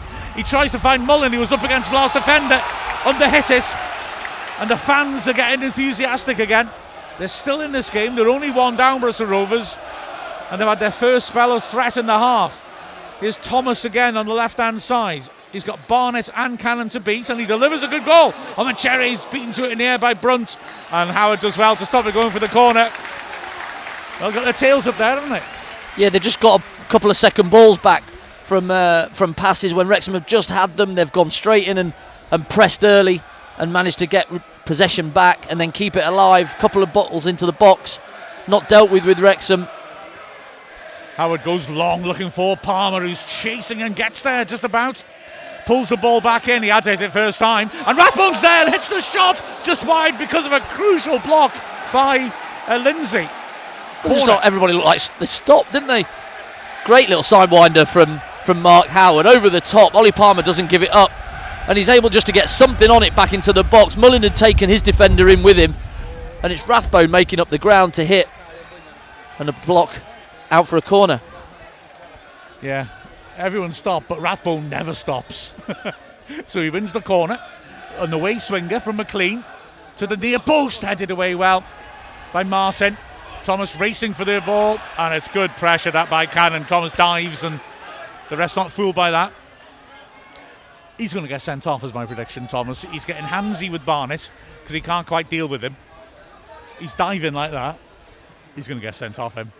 Long ball to Palmer, who nods it down just behind Mullen, who's unmarked and clear on goal. James fighting for it. McCormack did well to beat him to it. James sticks with him well, though. Oh, good tackle that. He hasn't come out with the ball, but he's held the break-up.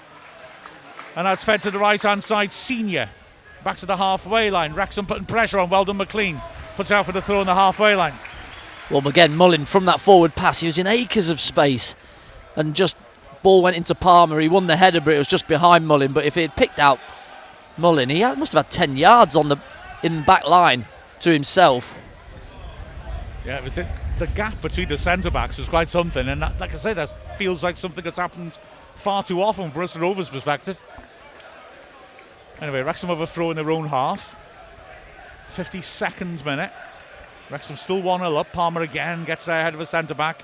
Muller clears his prod forwards. Martin helps it on, and Brunt fakes to hit it long and then gets it back to Howard. Omocheri will chase him. Howard feeds it calmly out to Cleworth. Omocheri still chasing, but Wrexham feed it forwards. Barnett down a line, and Mullins chasing him behind Muller. Muller intercepts this time, but there's always a slight doubt with him that it might get through him. He's done well that time though, and Conte crosses the halfway line. In midfield, it's slowed down though until in the end Cannon gets a foot in and it all gets a bit scrappy. Cleworth battling with Omocheri. James hooks it clear, lovely ball to Palmer. The ball bounces away from him though, and Muller gets it forwards. Taken on the chest by Cleworth, that gets away from him, and it's a kind of attempt at a shot from the halfway line by Mola. With the wind behind him, maybe. As it is, Howard just goes across and fields it. So still 1-0 here. Howard, who with that great kick before just took something off it, has dropped it in the right area there, but it's headed away firmly by Taylor. Omocheri's given them a bit more up front, I would say, and he helps her on well. Parcel overlap, but Brunt again, good pace, beats Senior to it. McLean under pressure, back to Brunt after drawing two men to him. Brunt inside, Massey James lays it back, Brunt gets rid. That was tidy play by Wrexham, and Palmer will chase this. Mola should just get there first, and he wanted to run behind. He plays the back pass, and that's a poor back pass. Corner.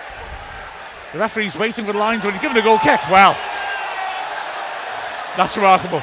The linesman was further away than the ref. They just look at each other and go, right, Yeah. I don't know. Do Yeah. you know? No. Maybe Palmer is not remonstrating too much, so maybe there was a little snicko as it went past him. But really don't know what Mola was doing. Like, trying to get it back to his keeper. You think he's going to just shield it out and roll it out for a goal kick, but decides to play it. Odd one. It certainly was. The Wrexham fans were celebrating getting a corner, I thought, rather than asking the question. You can tell the difference in the crowd's tone. I don't know. Anyway, goal kick's taken. Lifted over the top, and Omocheri's after that. Howard judged that brilliantly and gets there first. Again, the ball would hold up in the winds in favour of Omocheri. Great keeping.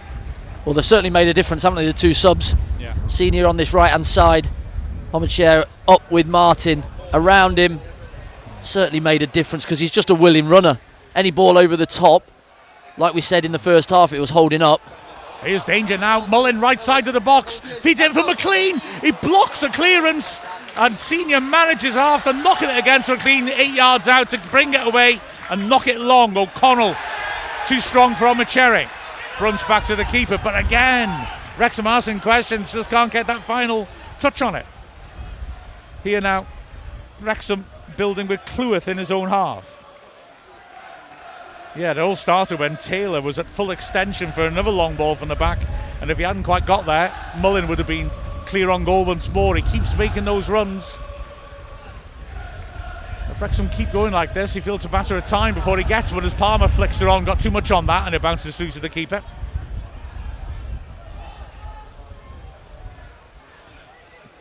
Griffiths with the ball in his hands. Taylor demands and eventually gets it rolled to his feet. The Wrexham have opened them up enough times to score far more than one. Long ball forwards by Bristol Rovers. The backspin won't cause a bomb, but Brunt throw into Wrexham. It's going to be taken by Brunt. Throws it to the halfway line. Senior gets up well to head it clear. Good scrapping by McCormack. Helped on by Martin in the air. Brunton gets it well. Clearance completed by Rathbone, but only as far as McCormack. McLean does well. Steps in and wins it. And it goes back to Howard. Howard again. Going long to Palmer, and again he finds him. Palmer's layoff doesn't quite find his man. And Senior hooks it forwards. Omocheri can't bring it down. It's a bit scrappy, as you'd understand, in the window. Lovely ball by O'Connell. And Rathbone turns on it and is pulled back, and that's a yellow card. Has to be, as Lindsay pulled him down. Well, Lindsay was the one that was courted for coming to us, wasn't it, in the summer? Yeah. Chased him, offered money. Didn't happen. Wonder what his penny for his thoughts right now. Free kick taken short. Brunt feeds it. Mullen left space in the hole. Curls it over the keeper just wide. Good effort by Mullen. So alert, Brunt and Mullen there to spot the opportunity. And Mullen nearly got it inside the post. Well, how many times now have we seen a player in a red shirt just drop into that hole? The space is there every time. Bristol is slow again to get out to it. And Mullen just takes it on. Really good attempt on goal for a player who's obviously not scored that many this season. Goal kick hangs over the centre circle in the wind again. O'Connell's come all the way into the Bristol Rovers half to try and win it. Bristol Rovers half clear it. Cleworth nods it on again. Mullen looks to spin Mola, who managed to get a foot to it. Squares the Senior. McLean arrives, puts him under pressure, forces a backwards pass, and Martin receives on the edge of the box. He has time to turn and drive forwards. Nice pass inside into midfield. Good work that though by Brunt, who followed Darton and now wins it back, and Wrexham switch quickly. Barnett has got Morrell isolated, fakes the cross, little step over, swings to the far post, McLean under it, but no, it's gone behind for the goal kick. I saw the way Muller's defending, I just kind of wanted Barnett to run at him there, I've got to be honest. Yeah, just go for the throat. Thomas nowhere near. Barnett just releases himself. Thomas nowhere near it, so Mola has to go out. 1v1, just doesn't get it quite right. Barnett thought he might drive into the box, and go proper 1v1 and get into the box, but he decides to just clip it in like he has done so many times, but his quality's not quite there. Griffiths with the goal kick. Again, manages to get it to the centre circle before it starts hanging in the air. Lovely layoff by Machere. Senior hooks it over Wrexham's defence, and O'Connell misjudges that. Bounces off his body, and the cross comes in from Martin, headed away by Cleworth. Rathbone chasing the 50-50. Can't quite get there ahead of Senior. Good touch by Conte, gets him beyond Matty James. Pulls it back, cross comes in, that's a good idea. And again, Howard is sharp. Gets there first. But they have more threat in the second half. Well, they're just keeping it alive, really. Any header that's made by Wrexham, it's more difficult because they're just asking the question in behind Wrexham, so it's more difficult. O'Connell there, like a forward defensive, had to deal with the one that was over his shoulder. But then they're always on the front foot and they're trying to pick up that second ball, which they've done so much better in this second half. But saying that, Wrexham have had so many opportunities to maybe put this game beyond them. They'll be ruined that so far. Absolutely. As Muller plays a studied ball down the left-hand side. Thomas running at Barnett.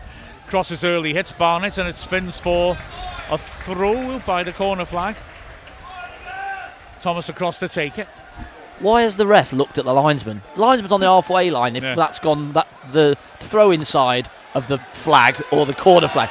Just make a decision. You're right next to it and you're right behind it. Or just don't make a decision and see who runs to take it. I mean, Thomas is not on corners. He ran across to take the throw. He takes it short. And Machere under pressure as well to lay it backwards, but it's well won back by Cannon. Now then, only Palmer ahead of him, but he can square it to Mullin. The passer slows Mullin down. He plays the ball back towards Cannon, and it's well intercepted, but Wrexham squandered that. Having said that, ball bars out from the back, and Wrexham have it once more. Cannon, 25 yards out on the right flank, chips it in, looking for Palmer, and he takes it nicely on the turn, just gets away from him again. Slashed out of play by Taylor for a throw. There was a little Sid there or an over. If Rathbone had given him a shout, I think Palmer could have faked to take it, and Rathbone was coming onto the edge of the box. A little hand up by Palmer to say, sorry, didn't see you. I think Rathbone could make that. The old Jacks. Is it, or Sid? That's what you meant to shout, isn't it? I never got that hard with the pitch. There's Cannon, once a free kick, doesn't get it. Well, you're not allowed to shout over, because that could be for either team, so there's a thing in football, you have to just shout a random name, and it's Jacks or Sid, which is over. Over. It's all about the cricket today, isn't it? We saw looming on the hill, on top of the hill behind the away end, is the very impressive looking cricket ground of Gloucestershire. Ooh, is Mullin scrapping away. Concedes a throw by the Bristol Rovers corner flag, and it's the first time we can see it though now that the mist and rain and drizzle has gone. Yeah, it'll be back, don't worry. Yeah, shouting a name. I remember as a kid going to a game at Anfield. It was West Brom, and Tony Grealish gave away a free kick for not giving a name. When he shouted for the ball, which you rarely see in football, but yeah, that's the rule. Here's McLean in the centre circle. As a goalkeeper, of course, I couldn't shout Mark's ball. It rarely was. Howard knocks over the top too much on that, so of course you have to shout keepers. But I found that people, if I really barreled out, people wouldn't get in my way if I made enough noise. So I just shout Warhammer or something, and then everyone would retreat. Throw in to Bristol Rovers, left edge their own area. The Wrexham fans making good noise as McLean is wrestled around. Ref doesn't give it. Brunt, nice idea, looking for Rathbone, doesn't find him, but it's good work by Cannon to win it in a crowded midfield. Conte wins it well.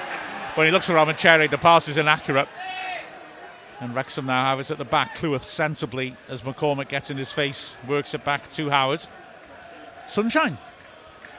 The floodlights have been on since midday. But yeah, sunshine. As O'Connell brings the ball out from the back. Maybe I won't watch that amateur game from the car.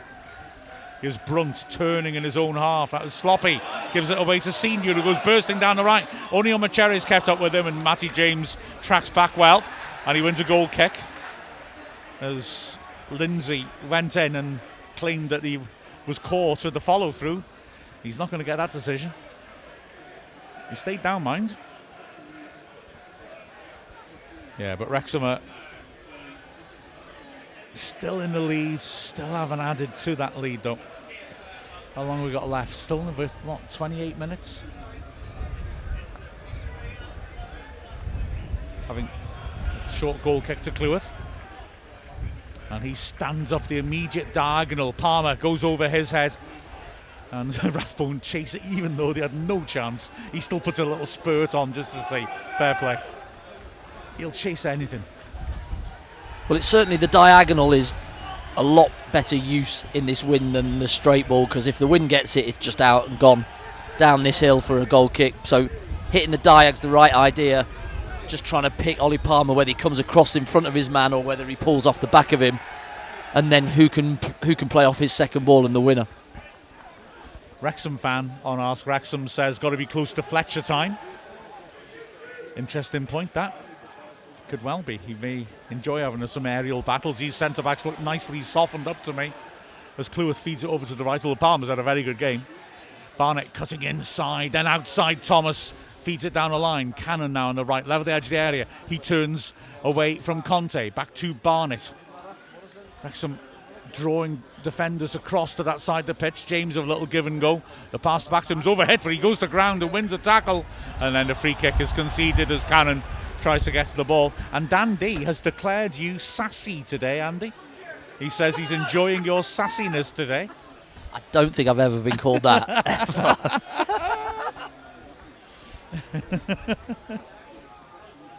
Jim Zaroli says this is your weekly reminder that Ollie Rathbone's motor never stops. Absolutely so. I think Fletcher might be a good shout though. Ollie Palmer on a yellow as well. Yeah. Could just make a little bit of a lift, give the team a little bit of something. Game's just sort of gone a little bit, hasn't it? Exactly so. It's you just feel it's just there for us to take that second goal as Martin flicks it on well, held it well by Omocheri, lays it off nicely. Lindsay in the box, crucial challenge by Cleworth, and it's gone behind for the goal kick. The Bristol Rovers fans complaining that they didn't take the chance to shoot. I thought, to be fair, Cleworth was very quick to react there and force a hurried shot. Well, I didn't think there was ever a chance to shoot in that. I thought the pass was on Moore.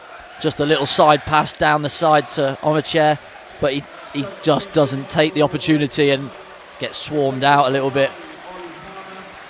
And Ollie Palmer is going to be withdrawn for Stephen Fletcher.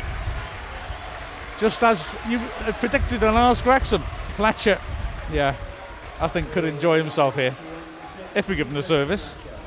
Palmer, though, again, a great shift, and he's bullied these centre-backs and done his usual shift at the back as well. So Howard with the goal kick. Wrexham 1-0 up. 67th minute. He's immediately looking for Fletcher. Goes over his head though. Throw in to Bristol Rovers, about 20 yards out from their own goal, right hand side. Martin goes across the take. He's got options down the line. Got two big men up front, of course, now Bristol Rovers, and the ball is headed in square. Wrexham battle and win it back through Matty James, though. Cleworth mishits his pass, but Barnett goes to ground, wins a tackle. It ricochets unkindly, though, but Thomas has a poor touch and a good tackle by O'Connor. Finds Fletcher, lovely first time layoff. Wrexham got men over here. Rathbone drives through the middle. Mullen's gone offside. Rathbone hits a tame shot well wide. Unfortunately, he was just head down and run, and once Mullen went offside, I think that closed the one option he could see, didn't it? Yeah, I thought the pass was out to Cannon a little bit earlier when he first took a touch, but he was off and running. He was driving into that box. You've seen him do it before. Just a little bit off balance when he's tried to strike it, and it's gone out for a goal kick. Yeah, so hard when you go in at that sort of speed as well to make good contact and connection on the strike. But really nice little bit of play from Stephen Fletcher. Just has a look, sees Ollie Rathbone and plays him in. Lovely little flick. Here's Clewis now on the halfway line. Standing up the diagonal for Fletcher, who attacks this well, one in the air to get it away from him though. And he's conceded the free kick as well. Yeah, Fletcher were immediately looking to pick him out. But to be fair, that was really well dealt with by the centre-back Wilson. You could bring Ash Wrexham out now. The sun's out here, so you can. Yeah. Anybody else want some? Beautiful here, 25 degrees. Yeah, the sun's casting shadows across the pitch. Ridiculous. Clewis gets up, ball drops loose. Ref doesn't give a foul against Martin, who chips a clever ball in the box. Lewis brunches across quickly to cover it though, and Barnett launches it clear. Throw into Bristol Rovers.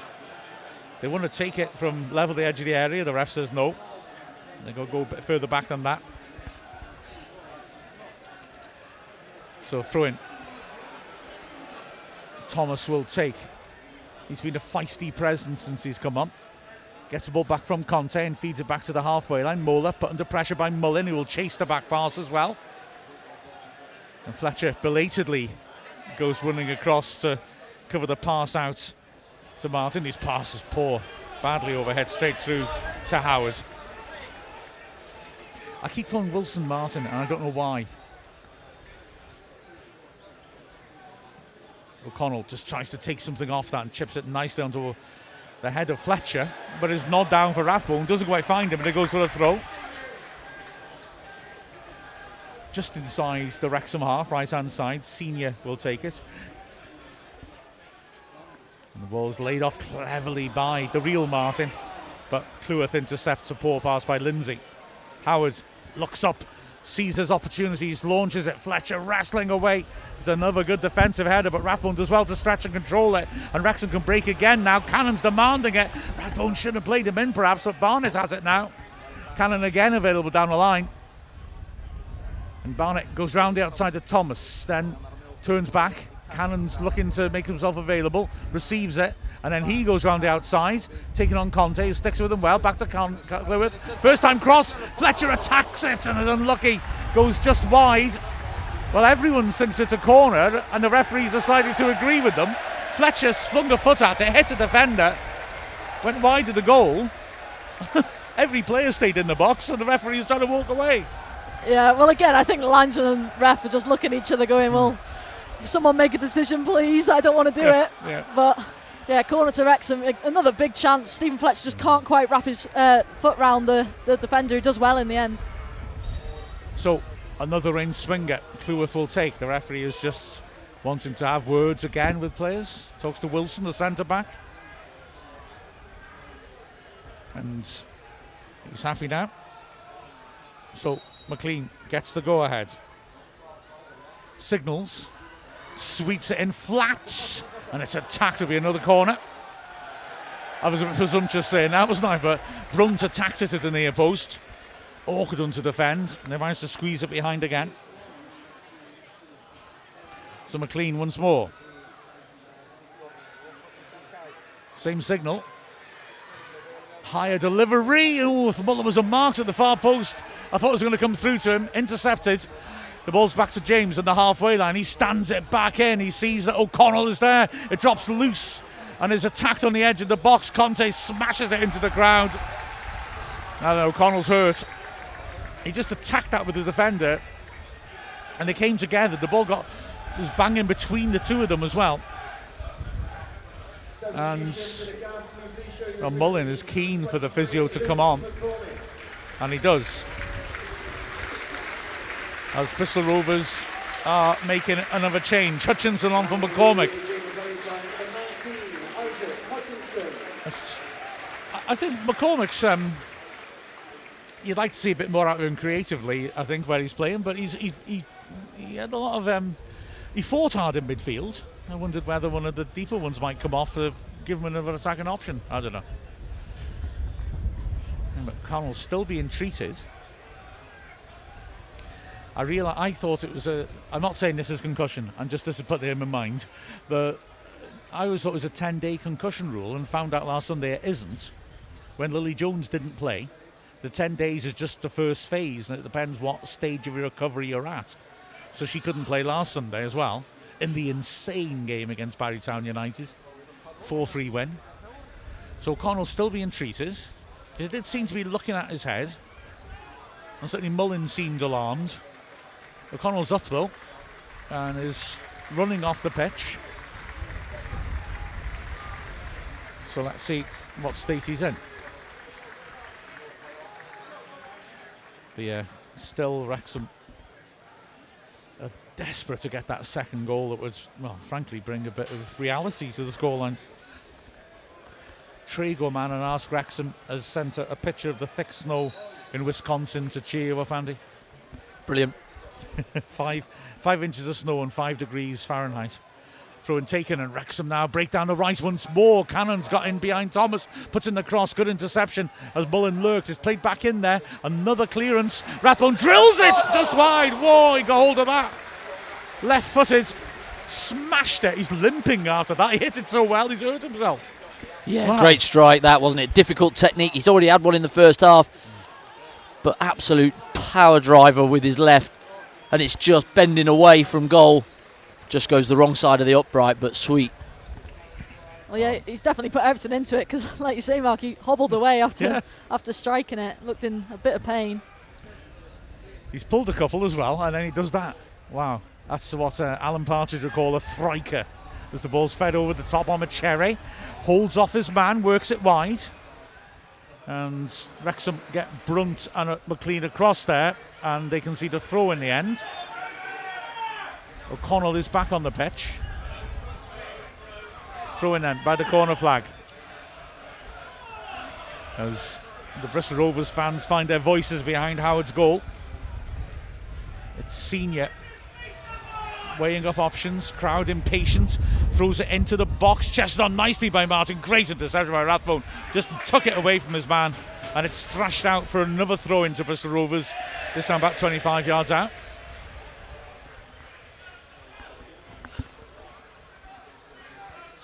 Wilson with the ball in his hands, 30 yards out from goal, throws it in short. Hutchinson's first involvement. And he's managed to improvise a little back heel to to Wilson. He's got it back on the right. But Wrexham immediately swarm around him. Pressure put on the centre back. In the end, his touch lets him down, and Rathbone again is there to thrash it clear. Picked up by Moeller in the halfway line though, and Wrexham just want to start getting the grip back on the ball here. Rovers having a good little spell of possession in Wrexham's half. A little burst on the outside by Thomas, and the ball to the near post. Martin gets there first, lays it off poorly, luckily for Wrexham. Barnett intercepts, knocks it forwards early. Fletcher jumps up, he's the only man up there, and he tries to head it on and then chase it, but it goes out of play. A little spell of decent possession for Bristol Rovers though.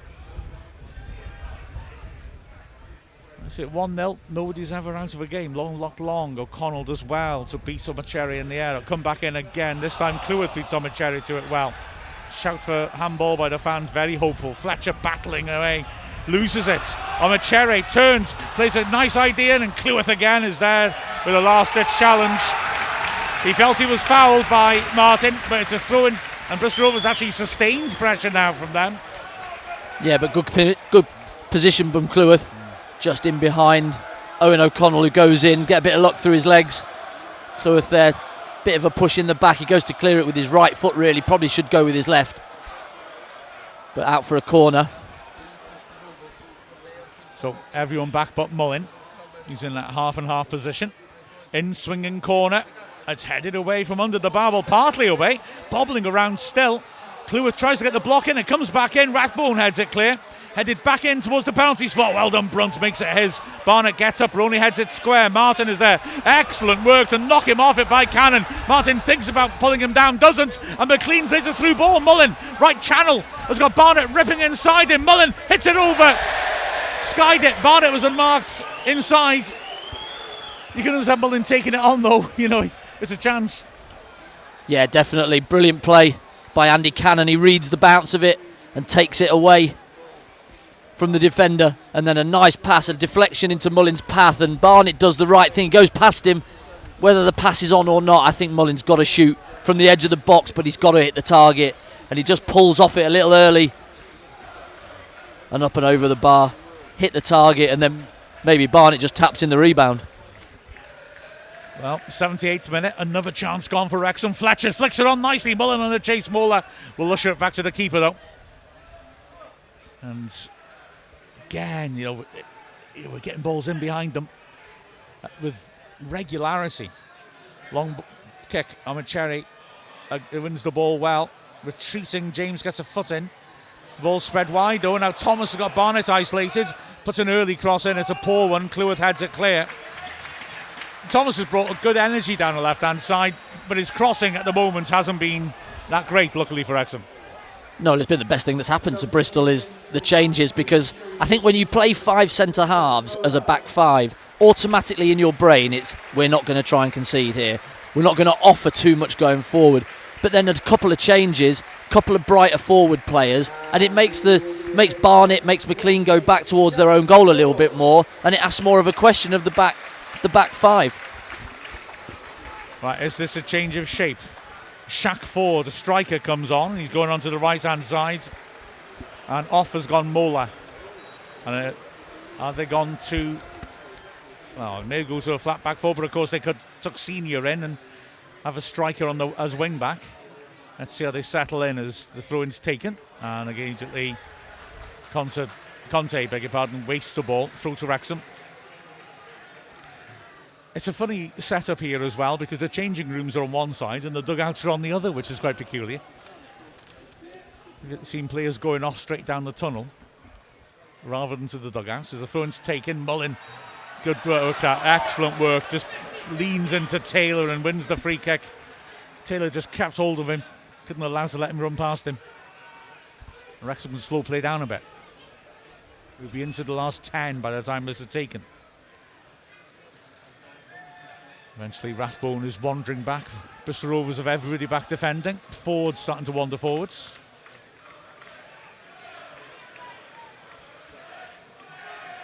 And Rathbone feeds it wide. Wrexham have 2 players out on the right. Cannon to Barnett. Barnett running at his man. Cuts back on his left foot. Cannon's gone beyond. Barnett runs into the space that he's created and feeds it to Rathbone. And it wasn't a great pass, and Cherry got a foot to that. But it ricochets to McLean, who launches a diagonal back in. Barnett hooks it over the top, but that'll go straight through to the keeper. Wrexham made a bit of a hash of that set piece. So now Griffiths with the ball at his feet, hitting it through the middle, looking for Martin. Just lets it bounce. It's hooked on by Hutchinson, but easily intercepted. And that's something for Mullin to fight for. He flicks it on well, just the wrong side of Fletcher. Senior coming out is fouled by Rathbone. Just couldn't stop himself and ran into him, basically. Just looks like Senior's gone into that right side of a 3. Ford come on the right. Wing back, they're just going for it a little bit more. Hutchinson up front as well, just in behind the front 2. Thomas playing really wide. Free kick launched in. And well won by Cleworth, who was fouled in the process, but the play continues. A break here, 3-on-3. Mullin cuts on his right foot and switches nicely. Now, Cannon has got Fletcher and Mullin at the far post. I think Fletcher could be offside. He's managed to head it up in the air. Yeah, offside. Went far too soon. Yeah, and I don't think he had to, did he? I think, it's one of them, another half chance for Wrexham. Mullin does really well, just delays that ball, waits for Andy Cannon, I think it was, out wide to get in that space, and then plays him in really nicely. And then, I just think Fletcher, can he just delay that run a little bit? And 'cause it's a real chance, he's in the space, it's a really good counter again by Wrexham. It's those sort of situations where Fletcher just wants to stood up to the far post, doesn't he? And he'll get a run on the centre back and win it, but he went in too early instead. Griffiths' goal kick. Cherry's done really well getting on the end of those. He had to fight to get there. And now Bristol Rovers again, a poor pass down the line. And Wilson apologises. Throws to Wrexham, 30 yards out from our own half right-hand side. I think Cherry's done everything right since he's come on. It's just that when he plays it off, the player around him hasn't got that pass right, sadly for him. But that's something, going into these last few minutes now, Wrexham just need to be aware of, that they start winning a few more of them battles. Yeah, absolutely. I think he's made a real difference up front. As head tennis in the middle of the pitch now. until Hutchison drops back and nods it into his own half. Senior. Rathbone's tearing after him. His pass to Ford is a good one, and McLean clipped him as he turns. A little lucky maybe not to answer his yellow card collection there. He was late. Ford had got past him. Free kick in midfield. Ford didn't make a drama of it, to be fair to him. So another change to be made, and it's going to be Dobson, George Dobson, coming on for Andy Cannon, who again has just run himself into the ground. And really good performance, all action from Cannon. And that link up we always talk about with Barnett has been there again. Dobson, of course, will go in the same position, but will offer a bit more solidity as well, perhaps, in terms of sitting in a little more if we choose to. He's got that capacity. I think so. He's sort of got the energy as well, just to add a little bit of impetus in this last 10 to try and just get us over the line. Can the front two just nick us that goal, just to make this last 10 minutes a little bit less nervy? Yeah, this is daft, really. This shouldn't be a game at the moment. We should have finished this off, but as it is, it's only 1-0. And it's not over. Griffiths stands the free kick up to the edge of the box. The wind holds it, and I think deceives on Cherry. Well done, Rathbone. Gets to a 50-50. Looks to have been fouled. Mullins definitely being fouled by Senior. Nothing given, but Fletcher wins it back. Oh, unlucky. If he could have played it the way he was facing, Dobson would have been clear on goal. As it is, Rovers switch it out to the wide, but Hitchinson can't get there. Amazed neither free kick was given, I've got to admit. But that was, if Fletcher had just seen Dobson, he could have rolled him in. Well, he had to hold his run as well because he'd gone into the opponent's half, and he just stepped it to stay onside, and the pass just unfortunately went the wrong way, not into his path. So throw down the line. Fletcher does well to get there ahead of his man. The throw in goes against him though. Throw taken quickly. And Taylor inside to the halfway line. Conte helping on to Hutchinson, dropping off deep. He's got Thomas outside him and rolls him in. Him against Barnett now. Dobson's come across to help. Thomas pulls back nicely. Crowd tell Hutchinson to shoot. He does. It hits a defender. And on the stretch, McLean did well to head it away from Ford, but he retrieves it and will put it back in. Rathbone and McLean, and Ford, well, cuts between the two of them and then goes to ground rather easily. Fletcher can't quite bring it down when it's cleared. Throw in. Taken quickly back to Taylor. Griffiths is outside his box, offering if he wants to change the angle of the pass. He's going to go wide instead. Senior. Rathbone coming across to him, crosses into the far post, swings away from goal. Barnett has a look over his shoulders and then hits it against Thomas, and crosses on Cherry, scores! Oh, Wrexham, such sloppy work. Barnett failed to get rid of it, and well, Bristol Rovers have had no threat, but they've equalised with 3 minutes left. Yeah, it's the first massive chance for Bristol Rovers. Ryan Barnett looks over his shoulder, you think he knows where the attacker is, and then he lets it bounce, which is something as a defender you always taught, just don't let that ball bounce, especially in your own box.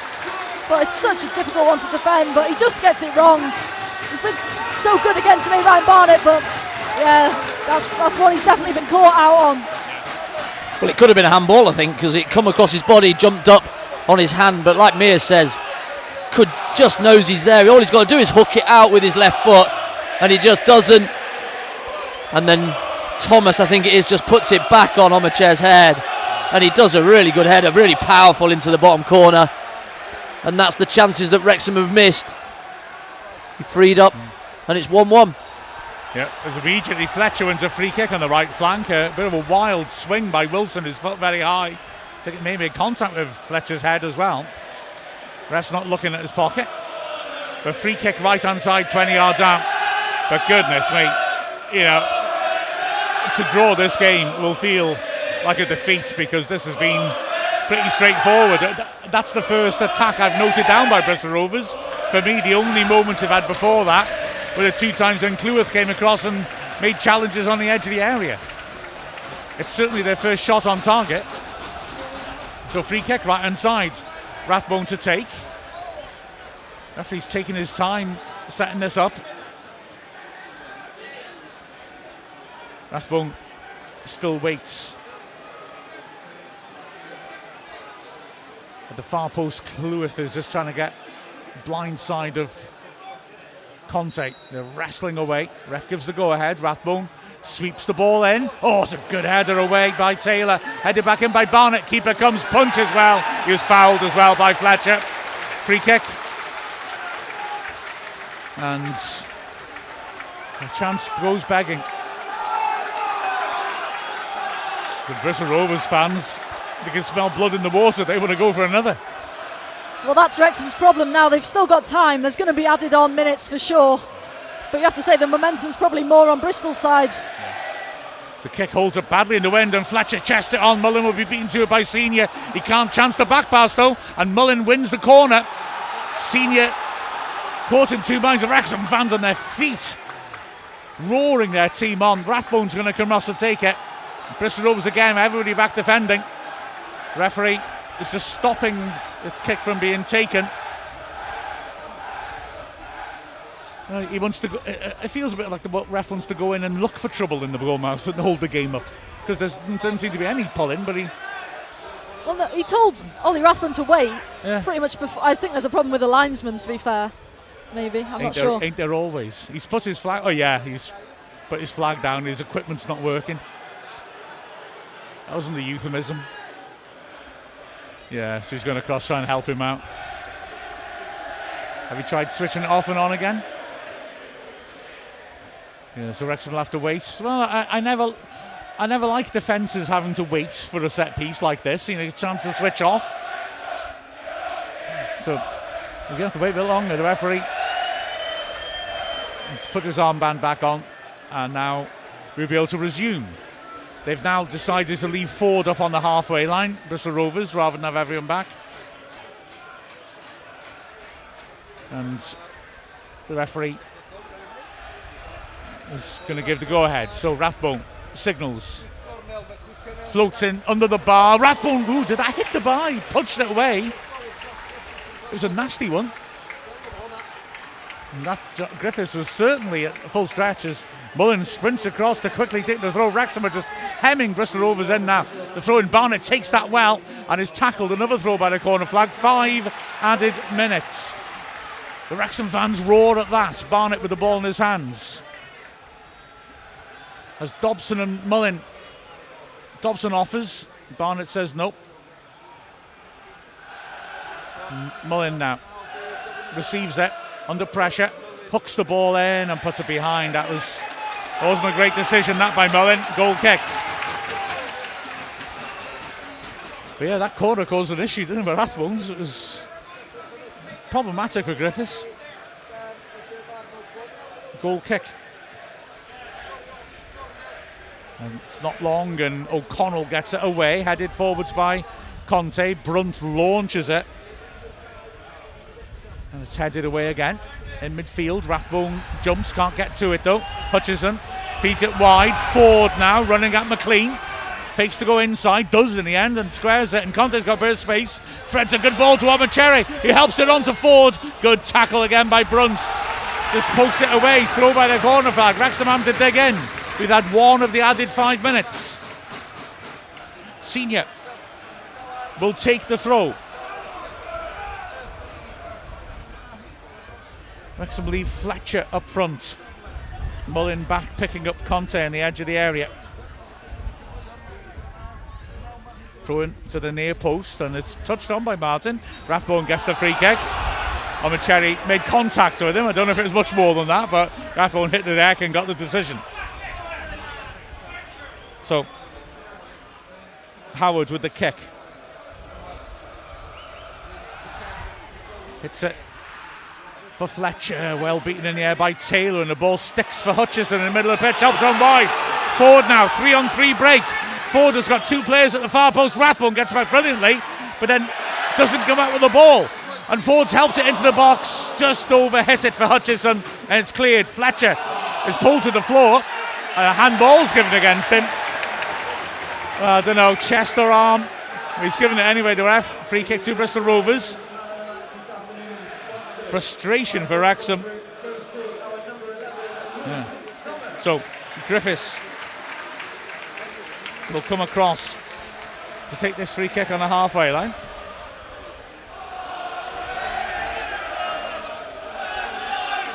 The Bristol Rovers fans singing Good Night Irene, their song. So Griffiths stands her up towards the edge of the Wrexham area. The two Bristol Rovers big men go for it, but Dobson comes out with the ball and O'Connell tries to lift it. Mullin was the option. He's gone towards Fletcher. Fletcher's chasing gamely and he's put pressure on. Taylor back to the keeper. Mullin can't cut it out. Not a good kick by Griffiths, and he's lucky that it ricochets kindly and will be driven long towards the corner flag. McLean gets there first, hooks it away. Mullin on the halfway line, backing in.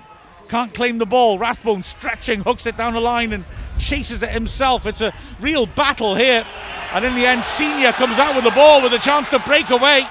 Wrexham need to be careful we don't overcommit here, looking for that winner.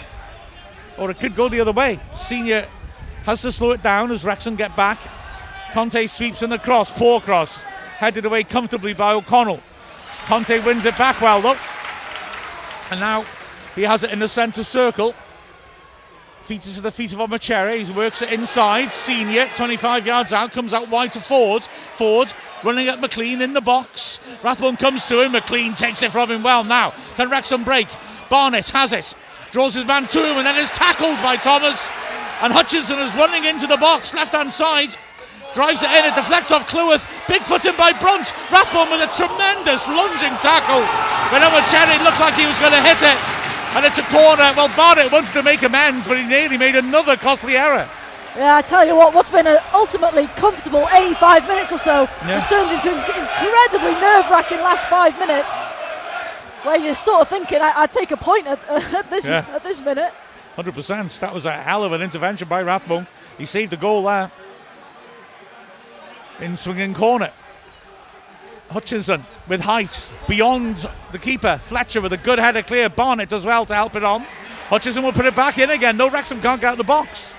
Hutchinson onto his right foot, stands it up to the edge of the 6-yard box with height. Fletcher wins that well and does cleverly, scooping it to his side to find McLean. He drives it long, and that is the final whistle. And goodness me, that was nuts. I mean, there's a trouble off the ball. Fletcher involved in the middle of it. McLean comes running in as well, and it's a massive melee on the edge of the Wrexham area. The referee will have some work to do here to sort this out. He's just standing on the edge of it and watching, but there's a lot of players involved, and sometimes you just get pushing and shoving, but that looks a bit more aggressive, frankly, than that. Didn't see what sparked it. Fletcher had just cleared the ball. Whether he was hit late after the whistle had gone, I don't know. Keeping an eye on the ref, he has booked James McLean, I think. McLean went charging in. The ref still got his yellow in his hand. Will he take more action? Well, I didn't think it was James McLean initially. I thought it was Stephen Fletcher. So. Well, he's going across to Fletcher now. And Fletcher gets booked. Maybe it wasn't McLean. He's booked another Bristol Rovers player, Wilson, as well. Yeah, it was those two to start with. Yeah. And then McLean obviously has to get involved. And so he gets the yellow as well. But again, don't know what it sparked from, because Molar's come off the bench as well and got involved. So to be just a frustrating day, really, because that game was in the pocket. It was done. There was very little needed to get through the game. The chances that we've missed come to ruin because we've given up an opportunity at the other end and they've taken it. And certainly Omachere made a big difference when he came on up front, added a bit extra spice, bit of movement, bit of pace and guile, and they've come out with a point from nowhere. Yeah, exactly. So frustration for Wrexham, who should have had that game won many times over. Took the lead through Elliot Lee. Lovely goal, fabulous pass by Matty James, and Lee with a great first-time finish. Lee then goes off injured, frustratingly for Wrexham. Hopefully not too serious, but Wrexham dominated, made chance after chance, got into countless other opportunities, just great positions, and couldn't pull the trigger and get that second goal, and then paid the price with Omachere's header from close range. Great controlled header by him. An error by Barnett not dealing with the ball at the far post. And yeah, at the end, as you said, Mia, we were clinging on, weren't we? The last 5 minutes, the added time, was desperate, having dominated the game. Yeah, it's such a frustrating one. You know, like I said, it feels like 2 points dropped really, but in the end, you sort of have to be happy with that point, because, you know, I feel like Bristol Rovers could have and maybe should have got something out of that in the last few minutes. You know, watching back the goal, he has tried to clear it, Ryan Barnett, but probably just gone the wrong way. His body position, he's just got it wrong, and he'll look back at it, and I'm sure he'll be frustrated, because he's been so good this season, not just obviously offensively, but I think defensively he's been very solid too. But yeah, really frustrating one. We said at half time that we had so many chances, particularly in that first half, which I thought we were so good considering the weather conditions. We just haven't taken advantage of it, and it'll be, you know, a frustrating one to take, you know, especially going into Christmas now. But hopefully back at the racecourse on Boxing Day, hopefully get back to winning ways. Well, that's how we moved the ball around very nicely, and that move we had in the first half where we just didn't get the final ball off was spectacular in its one-touch quality. But despite all that, it's just the old truism, isn't it? If you don't get that second goal, the opponent's not dead. Yeah, absolutely, and it's so frustrating, because that, I feel, is 2 points dropped. I think Cambridge last week, I thought that was a fair result, a point gained, and you look to the next one, but that one, the way that we've played in the first 75 minutes was just good enough to take all 3 points. And you have to score the goals when the opportunities come and bury these teams, because a little something will give them a spark and give them a little hope. And we've given them that, and they've come, and yes, Ryan Barnett's made a mistake, and they've capitalised on it, but the game should be done by then, and that'll be the frustration in the changing room, I'm sure.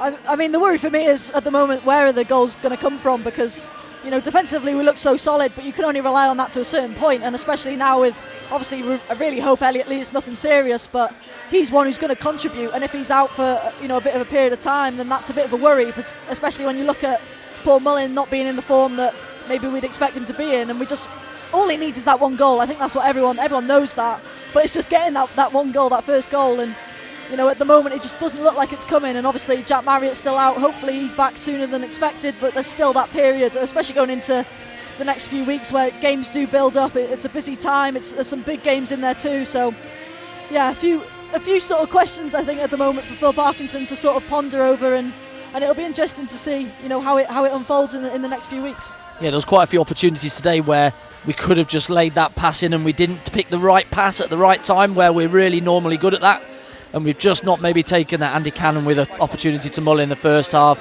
then there was Fletcher in the second half, just couldn't quite play it to just those deals. That's really fine lines, but it's the difference between going away with 3 and going away with 1 point. Yeah, absolutely so. And then it was said at the very end we could have paid for it.